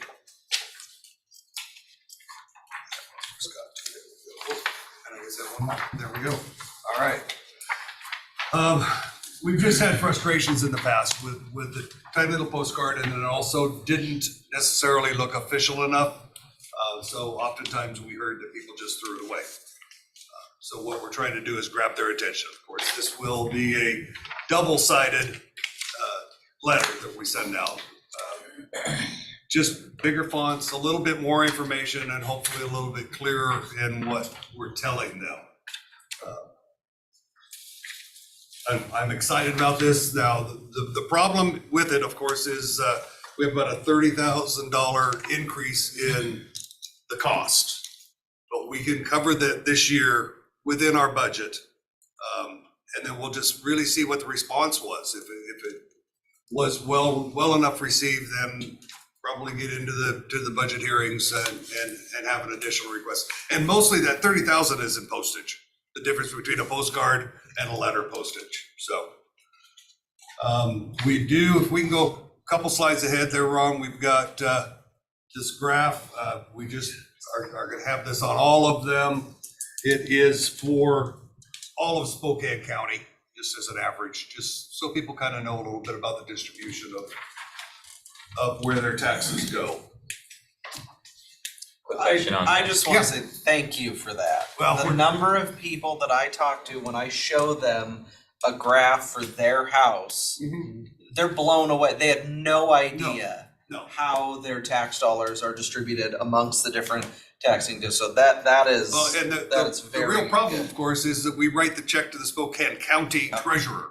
Mhm. They just feel that we get all of that money, Yeah. and when it goes up, $1,000, I keep waiting for you guys to send my bonus down. Gosh. Quick question on that. Yeah, Is this property taxes only? yes, Okay, No it might fees. be helpful to put where property tax dollars go.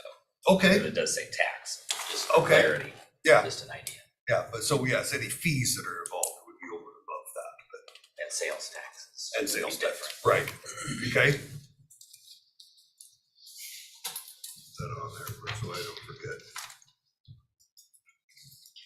You're talking about on the title right here. Right. Yeah, on the Yeah, right, where property tax dollars go, yeah.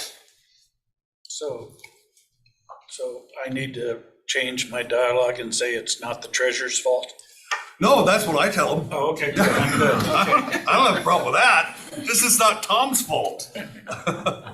Ron, if we could go ahead a couple pages, because I already kind of showed that was the old postcard, and you can just see how tiny the fonts were.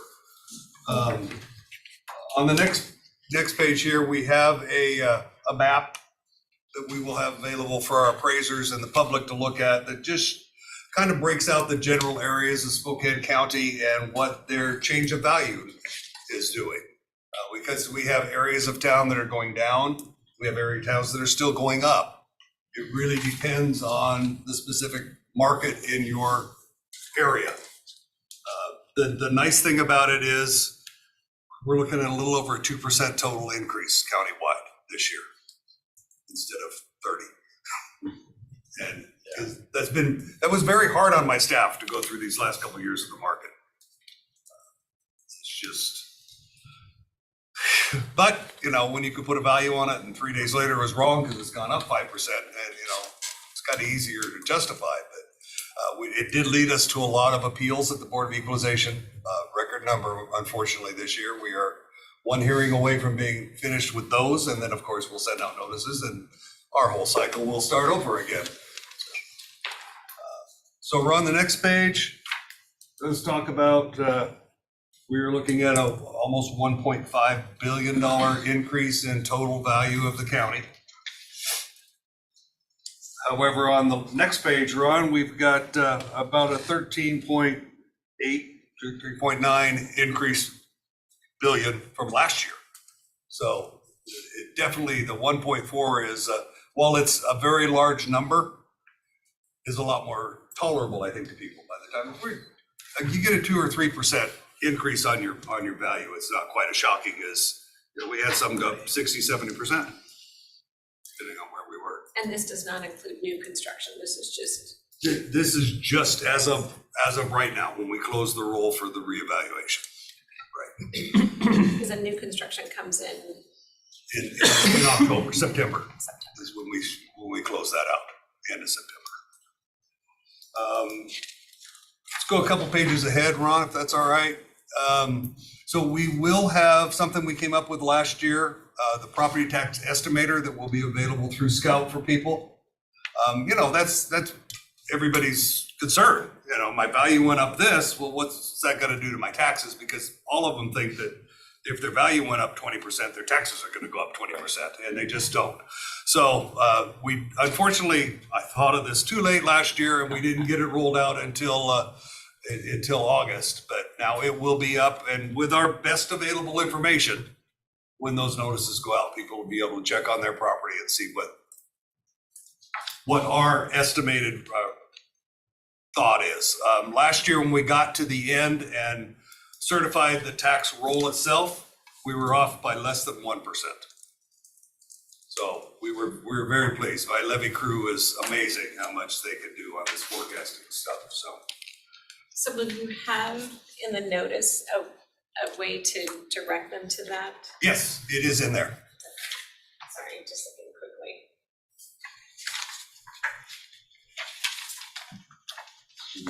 Where it was. It seems like.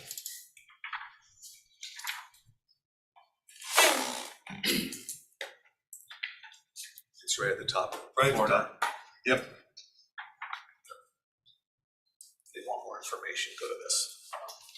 Tax estimator has been Right. developed for the next year's property tax. There might be a better way to, having it all caps sometimes doesn't help people identify it as much as if you kind of bold and highlight. Certain words. Yeah. We'll look at that. Just put a box around it, maybe. Yeah, or something, put it in a, Highlight. yeah. Okay, Since I was just quickly looking and I didn't. and you didn't say it skimmed right. And that is the problem. There's all of that information on there, we are required by law to have in the notice. Right. No, I get it, it's like balance. You just run out of things that you can, draw their attention to, I guess. So, Ron, let's go a couple more pages up here. And the big thing that is going to affect our office is the passing of House Bill 1355, which was the senior exemption income limit. The best projection as of right now from the Office of Financial Management is that Spokane counties will go from 40,000 to at least 44. It's rounded up to the nearest thousand, so it comes in $40,001. It would be 45. So we, from January 1st of last year through about a month ago, we looked back in our applicants and we had to reject 160 people from the program because they fell within that $40,000 to $44,000 range. So we know there's at least that many out there. What we don't know is how many people saw that it was 40,000 and they made 41, and so they don't apply. That's going to be a real concern with the unknown part of it. As of right now, we will, those 160 people, we will be sending them out letters once the limit is established on August 1st. And we'll just tell them that it's going up and you can apply now. That only will apply towards their 2024 tax. We can't go back on that. So. And we really think, as of right now, even if we're thinking maybe about another 50%, about another 80 individuals that would qualify. We don't really know. We think that we can still handle that with our current staffing situation. We are looking at a company that we've used before called TrueRoll, which does scans of 4,000 databases across the country and can tell us if they're registered to vote in another state, have a driver's license from another state, have a home in another state, but you could have that as long as you live here more than 6 months out of the year. The other thing it does is once they're in the program, it also provides us with death certificates from outside of Spokane County. That's all we have right now. Sometimes, the heirs don't tell us, the heirs don't know they're supposed to tell us. So I think it's a really good thing. It costs $1 a parcel a year. So it's really, and we can add each applicant as they come in one at a time. So it's not a big financial impact, and it will also give us another way. Maybe number one, we could go quicker on completing the applications for them. But number two, it also protects us again, like I say, for the people who pass away out of state. So. And we do have about 10,000 people in the senior disabled veteran program. So it's a good program. It really is. Most of these people have paid into the system for decades and get down to their fixed income and they're struggling, and this is a way that we can help them. I really like it. So thank you. Thank you. I guess, is there a way, like you're on the aging long-term care committee? You are, okay, just, to make sure they're aware of the new requirements too, to Right. be able to let people know. Right. So Definitely, outreach. definitely once August 1st gets here, because right now you're telling, well, we think it's going to go up, but we don't know. We're really looking to hit it hard after that. In that 1355 is also a clause that says that the OR is supposed to do outreach and advertising for this new income limits. So, which is good. Department of Revenue. Okay, DOR. Yeah. Thank you. Questions? Commissioner Kearns generously handed me the assignment for Aging and Long-Term Care Board, so maybe you can come talk to us after. Sure. We know the numbers. Sure. But I just wanted to thank you for your work on the bill, because I know you you bet. testified. Oh, and yeah. Appreciate it very much. It's important. It's been tradition, the youngest member of the board Goes on aging and. Fair enough. I love it. I chaired it the other day at my first meeting, so Nicely done. that's how they initiate you apparently, so. Awesome. Okay. Well, Thank you so Tom. much. I appreciate the it. time. Yeah. Okay, that's gonna take us to George. George, Yeah. welcome. Thanks. Good to be here. Happy late Mother's Day to all the mothers. So the first thing that I have to brief you on today is our assessment of fair housing choice. So this is a report that we commissioned the Northwest Fair Housing Alliance to do on our behalf. And this is something that we update periodically. Generally, rules change here and there, and we want to make sure that we're capturing it. really what I call you all and the public's attention to. There are a lot of pages in this document. And so I think there's a lot of study analysis to get to some ultimate recommendations here. And so really starting on page 131, that's where we get to kind of the goals that have been established through the analysis. So there's a review of past performance and then a recommendation moving forward. And ultimately, there are 3 goals that have been identified. The first one is to increase and preserve the housing supply in a range of affordable and accessible housing unit types, sizes, and rates.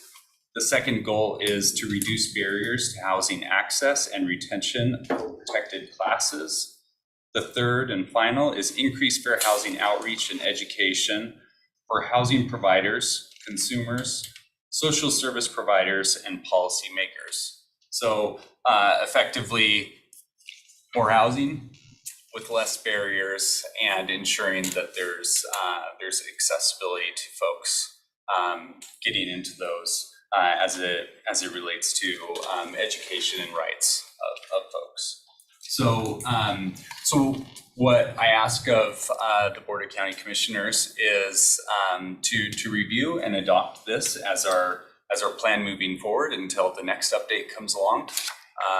And this will be something that we use in our future funding recommendations, requests for proposals that we put out to ensure that those folks that we're funding with county funds for housing, community, or human services dollars, that we're really ensuring that everyone has safe, fair access to housing choice as described in the Fair Housing Act.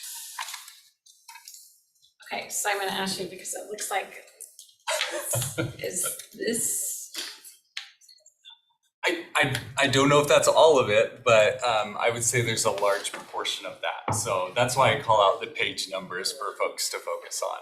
okay, and so could you call those out again? Yes. That's what So makes it starting on page 131 and going through page 138, and that identifies the goals that we're going to try to achieve with future funding.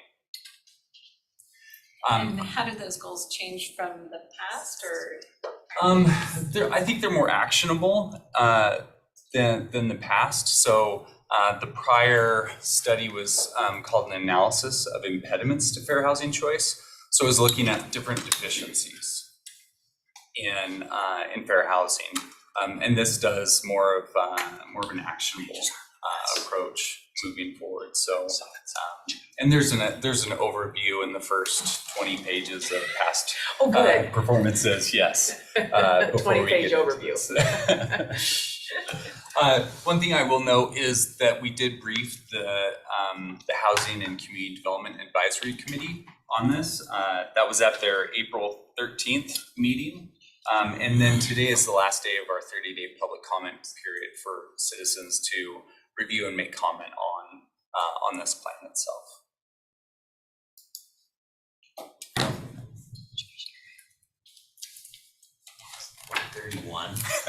I can't find. Pages 131 very through 138. If you're using the entire packet, it's page 201. Yes, I should have, yeah. Thank you. There we go. It's up on the screen, so. But if you look, so they've got 2 numbers. Yeah. Oh, I see that. I was looking at that bottom one. Thank you. Making sure we got it right.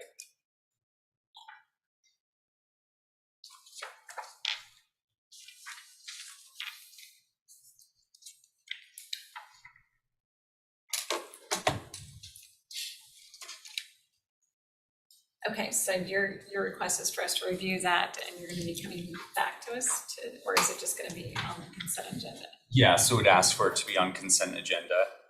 And if you have any questions between now and the next meeting, please reach out.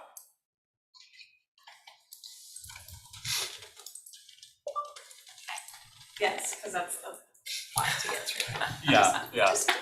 There's the cliff notes. Okay, so then you're also here to talk about the annual action plan. Yeah, so this is something that we do every year with the Community Development Block Grant Funds, as well as the Home Investment Partnership Program.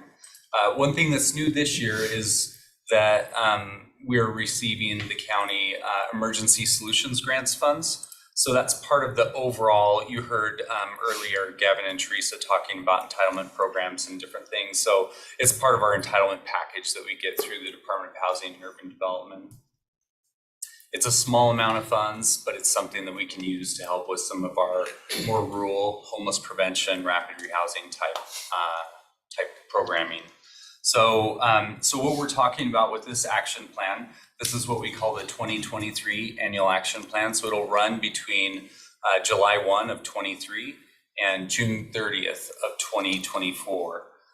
And really the plan is an evaluation of resources that we'll receive through the Department of Housing or Urban Development, and then how we're allocating those resources. So we utilize the Housing and Community Development Advisory Committee to look at applications that we put out for requests for proposals and then make those funding recommendations to us.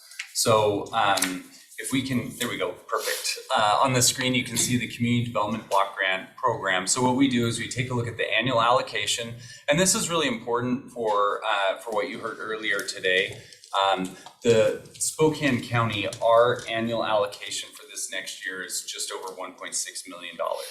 So the county receives fewer community development block grant funds than the city of Spokane does, approximately half as much as the city receives. And part of ours is also includes the city of Spokane Valley, which they're soon to be eligible to, they're choosing to keep it with us at this point in time, but they could also choose to allocate them themselves. That's How much correct. are those dollars? So there's a really complicated formula that goes into this, but I think estimates are around $600,000. And I've been speaking with the city of Spokane Valley about that. We're looking to renew our 3-year urban consortium, and so we've been in conversation about that as well. So between the allocation, the program income that we receive, we have some loans on these funds from prior years, and then prior year resources that were not allocated, or there were projects that just didn't come to fruition. Left us with about $2.1 million. That does not account for admin funds that we use to cover staffing and operation costs there. If we go on to the next page, you'll see this is a breakdown of the capital projects that the Housing and Community Development Advisory Committee reviewed and allocated resources to. So you can see we've got some support out to our more rural communities with the town of Fairfield, the city of Cheney. We've got Medical Lake Food Bank, the greenhouse up in Deer Park, helping provide some resources to make sure that we're addressing those community needs. When I say capital, that's really something that's either a shovel in the ground or a hammer hitting something. And then the next one that we have is our public services. And these are our operational funds. And these are really valuable funds for a lot of our nonprofit organizations, because these are usually the hardest funds to get to pay for the ongoing support and operations. I'm really proud of the Housing and Community Development Advisory Committee for their recognition of our rural providers and the need to support those folks. So you can see a pretty good distribution throughout the county. I've been able to go out into the county and get to meet with some of these service providers, better understand some of their needs, and their needs are really they're as significant as anyone else's needs in the city or in the city of the valley. So Yeah, and again, the city of Spokane gets our own funding for this, and this is funding for outside the city of Spokane. And that's, our committee is made up of a member from each of those outlying communities. that's correct. Just to help our new commissioners, just to let you know how that all works on that side of it. Could I ask a question about that? So can we only fund activities in communities that meet like CDBG qualifications? I mean, we couldn't put dollars anywhere in the unincorporated areas. It'd have to be in areas that have, I mean, I'm just wondering, I don't know how that works. outside, because I know in the city, we could only put dollars into certain neighborhoods. You have to qualify, you gotta be a qualifying neighborhood. So Cheney or the Valley, like those would all qualify. Yeah, so there's multiple layers to it. Okay. Effectively, if you're in an unincorporated rural county area, then Washington State receives their own entitlement program, and so those folks would. It's called the Balance of the State program. So if you had an organization or a nonprofit that was providing services to really like significantly rural parts of the county, That's a separate, Then this they is would- still more urban areas. that's correct. Okay, got it. And our urban definition goes from Yeah. from Waverly to the city of Spokane Valley. So it's pretty broad, but those rural areas do have access to resources through the state. So they have to go directly to the state to apply for those. That's correct. But our dollars could be put into more of these like urban areas of the county, like Cheney, the Valley. So there are restrictions. Unincorporated areas. That makes more sense than urban. Got They're it. Incorporated. If they're the incorporated, county that's what can do these it. dollars If are they're for. unincorporated, it's balance of state through commerce. And they have to do that on their own, a separate application. Okay, thank you. That helps.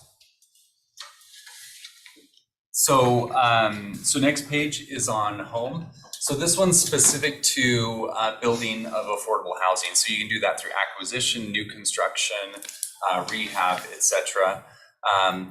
And this is a lesser amount of funds. We do have some program income off prior loans. A lot of these projects in the past have gone towards multifamily housing developments, and so that's where you'll see that program income starting to come in and support additional development of affordable housing. On the next page, you'll see that we do not have any projects identified at this time, but we do intend to put out a request for proposal this summer for affordable housing projects. We'll have this $1.2 million that's on the screen right now. And we'll have, in addition to that, some other resources. So we have some document recording fees that are eligible for affordable housing. So what we're trying to do is sequence between when the Washington State Department of Commerce does their Housing Trust Fund and other funding sources to make sure that we're giving the best alignment for our community partners that are doing that affordable housing development. So that's the home program. So we'll bring those projects to you when we do identify them. And then the last one is the Emergency Solutions Grant Program. This is the one that's brand new to the county this year, $135,000 really for, it can do multiple things, but for us primarily we'll be looking at homeless prevention, rapid rehousing type services. It can also pay for homeless management information systems, so the software that tracks homeless folks receiving services. It can also pay for emergency shelters. Emergency shelter operations are incredibly expensive, and for these funding sources can be insufficient. So we also need to do an RFP, a request for proposal on that. That'll probably occur as we calendar out, probably later in the fall after we get a few other projects taken care of, and then we'll get those resources allocated. We did take this to the Housing and Community Development Advisory Committee for their overview and recommendation. That was at their April 13th, 2023 meeting. That kicked off our 30-day public comment period that ends today. At this time, we've received no public comment. We do have a draft of the annual action plan as well as the assessment of fair housing that's on our website. So we encourage citizens to go and take a look. And even after the public comment period ends, we still encourage engagement with citizens. We want to make sure that we're on the right track. That's ultimately the goal of the 30-day public comment period, is for our provider community as well as our citizens to review what it is that we are intending to do and make sure that we're hitting the mark. We're addressing those identified community needs. So with that, looking for approval to be able to submit this annual action plan with the funding recommendations as presented to HUD, And then once we identify these other projects, the home program funds, as well as the ESG program funds, then we'll do what we call a substantial amendment, which just means that we'll go in and identify exactly what those projects are. So that'll come back to the Board of County Commissioners for review and authorization on that. That'll be after you do the request for proposals and have scored them all in. Correct. Commissioner Wall. So with the home dollars, do we have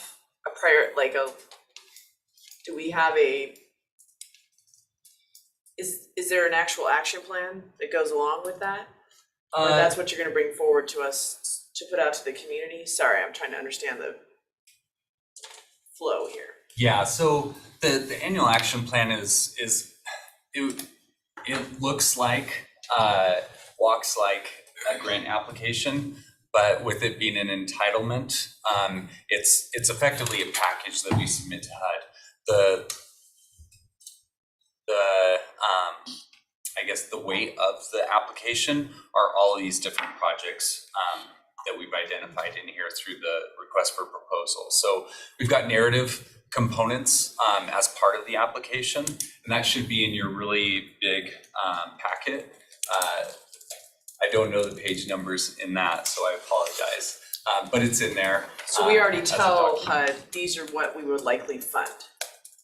Not for home. Okay, We'll that's- tell them afterwards. So do we have criteria though, or priorities of how we would spend the home dollars? We do. Should I dig into that when I Well, see the full document? That's gonna be more in our five-year, our consolidated plan, is where those needs and priorities are Okay. listed out. Okay, This is more, this is with the allocation of resources you gave us this year, this is how we intend to use the funds. The prioritization, everything's more seated in that consolidated plan. But I'm very interested and open to conversation with you all about when we're ready to put that request for proposal out, the types of projects and activities, target populations. I think we can whether be- applicants are coming with matching funds and is that a stronger application, et cetera?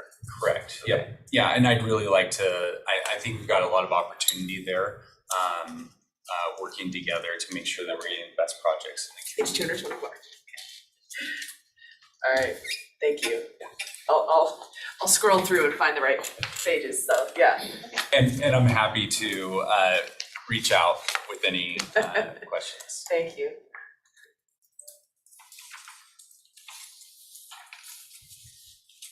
Very good. And see any other questions? Thank you. Okay, that's gonna take us to Kyle.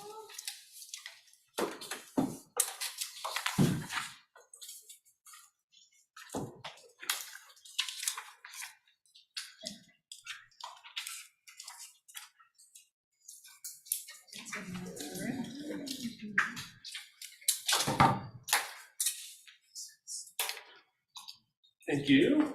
Good morning, Commissioners. We just have a couple of quick items for you. We'll try to get back on schedule here. Ben Bradabo is going to brief about a grant award and what the COVID project. Yeah, so thank you very much, Ben Bradabo with Public Works Water Programs. This is Jacob Laraway, our project manager for these two projects that we're going to talk about today. These are projects that have been envisioned for a number of years, and the grants are finally coming together. So these are FEMA-provided hazard mitigation grants. So this is an opportunity to replace culverts in existing roads that overtop during runoff events. So relatively straightforward. The funding's available, and I have a couple slides. There's just the two projects. So next slide. This is Burnett Road off of Moffett is to replace two 36-inch culverts that are too small. You can see that in the graphic on the right. The road overtops, and so our plan is to replace those with a large span box culvert, and then it also raised the road about 1.5 feet. This project had been envisioned to be installed by county public works staff. That may not happen. We may end up having to go out for bids under a small works contract and get this replaced. And the reason this is happening is because the people to the residents to the east are stranded when it overtops. They have only one in and one way out, and this will help fix that problem. And that's the full implementation under this one. And then the second one is funding to design this project. And from the graphics, this is Staley Road running east-west. You can see the existing stream channel to the south. It actually crosses under the road on the west side, and then it flows to the right, and then crosses back under on the east side of this graphic. And there's a driveway coming in from the north that also overtops, and so we end up with multiple overtoppings of the road. And so the plan for this is to replace the road culverts with one large culvert under the driveway and just realign the stream to be all north of the road. So it's somewhat simplifies the road hydraulics. It kind of complicates the critical areas ordinance side of it, wetlands and existing flood channels. And so we'll work through all of that in the design phase and then seek additional fundings for construction. And so the request here is to approve the acceptance of the funds by resolution in next week's agenda. And the contracts are at FEMA. We're looking to get them signed and then back here for the county's signature. Any questions? And what area of the county, I apologize. Oh, I'm sorry. Yeah, thank you very much. I'm sorry. I should have done an overview. So the this one is kind of North County, west of 395 on Staley Road, and then the other one is off of Pion Prairie, off of Dead Man Creek, kind of up by Foothills area, to the north of Foothills area. Both in Josh's, yeah. Okay. Some of the real roads, I don't always know all the names, but Yeah. so I just wanted to make sure. Okay. And so you're getting, it's just accepting the grant money. Correct. Yep. And then we'll implement them. It'll be all the permitting and the final designs, and then award and construction. And it's been mentioned, we're still unsure exactly if we're gonna be able to do the one with county forces or we'll with a small works roster to contract that out. Just wondering if you think, is that the total, will the total cost be more? Will there be county money that has to be put into the project, or On the what's? first one? So on the first one, the thought is to be all grant funding. We may have to go back for more money. So this was envisioned a number of years ago to be done by county forces, and so. Then that's the cost differential there, Maybe, yeah. but FEMA has an opportunity to go back to them to Okay. ask for additional funds once we get that more ironed out. You gotta go back a little bit ways to come up a foot and a half. So, the limits of the road will be bigger than just the culvert there, because to raise it at a gradual slope, it's gonna take some disruption of that roadway. Yeah, and this one will have whomever does the work will have to maintain it, access. And so it'll Right, be around, quick, yeah. either quick work or keep half of the road open and do the work while they replace it, but it will be somewhat complicated. Okay, thanks. All right, thank you. Thank you.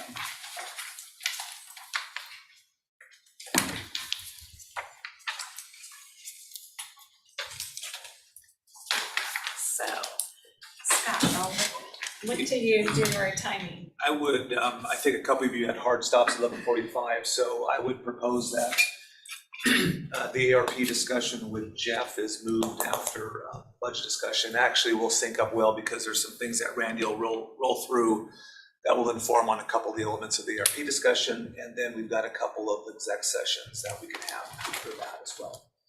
So that works for everyone. We covered everything else on the agenda today.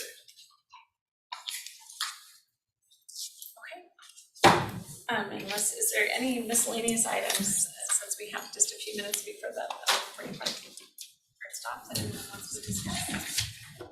Well, I was just gonna thank Gina and Shelley for creating like a nice big PDF of all the documents. I really appreciate that. It's really handy for me to be able to scroll through and find all the materials, so thank you. And nice bookmarks on the left if you want to Yes, just jump down to whatever that bookmarks. item is. Yeah, trying to make it easier for those who like to have the electronic view of it. I appreciate it, thank you. No, I think if it's gonna be easier that way, then we can bring our computers in and not have to print everything for us. But I mean, it'd be, one of those, nice to know that we should be bringing our computers in if that's the way that we're gonna do it. So I think that's gonna be a discussion to, probably start doing that. I didn't know, and We are, Gina's been doing a great job and Rebecca's been helping her out with too, just trying to make sure that everything's in a package that the commissioners, should you want to view it electronically, is there. So it's been an evolving process, but a couple of commissioners are test driving it today to see how it works for them. But yes, my computer's about ready to die, so I should have thought ahead about making sure it was charged up, so yes, it's good to know ahead of time. You've got these ports here. Oh, yes, I You know. can If I table remember to up. bring my cord. Yeah. okay. Yes, that's good. So as long as we're filling in time, yeah, you probably want to give a report on what happened last week with regard to Wasack, but, no, I don't. The only thing I was gonna say is that Wasack last week did appoint me for another 3-year term to CRAB. And there was some conversation about being the only county commissioner that's on all 3 boards, and so Transportation.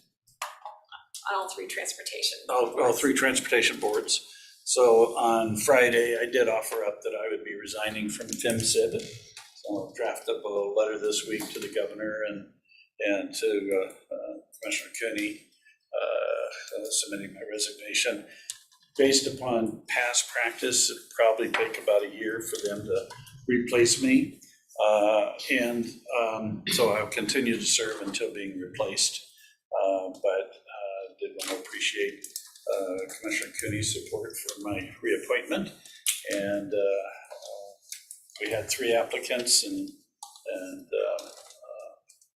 but part of the reason for resigning from FMCID is so that it provides a pathway for other commissioners to become educated about transportation and counties and stuff. So just wanted to give you an update on that, because I know some of you were aware that I got appointed to FMCID. So Yeah, there was, at the board meeting, just a lot of good candidates that are putting their names forward. And as we've seen in the county commissioners over the last 3 election cycles, there's been a large turnover in commissioners, and so trying to capture the knowledge and enthusiasm and kind of help be able to put people on different committees and such. And so thank you for that. So yeah, our meeting went way longer there than we thought, just because everybody was there to speak to nominations and all that for all the boards and commissions. And so strongly encourage, again, as you get those notices, to put your name in if you're interested. And then there's the process that goes through Wasack too. Some of them we take, it's asked to have 3 names that move forward to the governor's office, and some are the nomination of just 1 person that comes from Wasack. So it depends on that. And then we're going to be, one of the big things was Eric Johnson announced his retirement. So he'll be retiring next May. So we've got a process in place. Oh, so you have a year. Yes. Okay, I didn't read that correctly. I thought it was like really much more quickly. Okay. Yeah, no, That's good. we have a That's year. good. And he talked to the executive committee last August, so we've kind of known and been working through what that process will be. And so have recruiting firm has been passed to hire at the board meeting, so we'll start the process with recruiting firm and move forward there. And then really a robust discussion for the most part on the second day on bylaws and opening up the bylaws and looking at changes to the bylaws. King County has stated that they're displeased in some ways with Wasack, and so there's some discussion as to what some of their requests are, and so it'll be the board that will really look at that. We'll have a bylaws committee that's gonna be looking at it, that will come back to the board. But we have some really good roundtable discussions on different bylaw changes and all of that, so it'll be an interesting to see how we bring all that together to have those discussions to then come back forward to the board. But recognizing we are 39 counties, one county doesn't define us, or the other 38 counties are not defined by one county.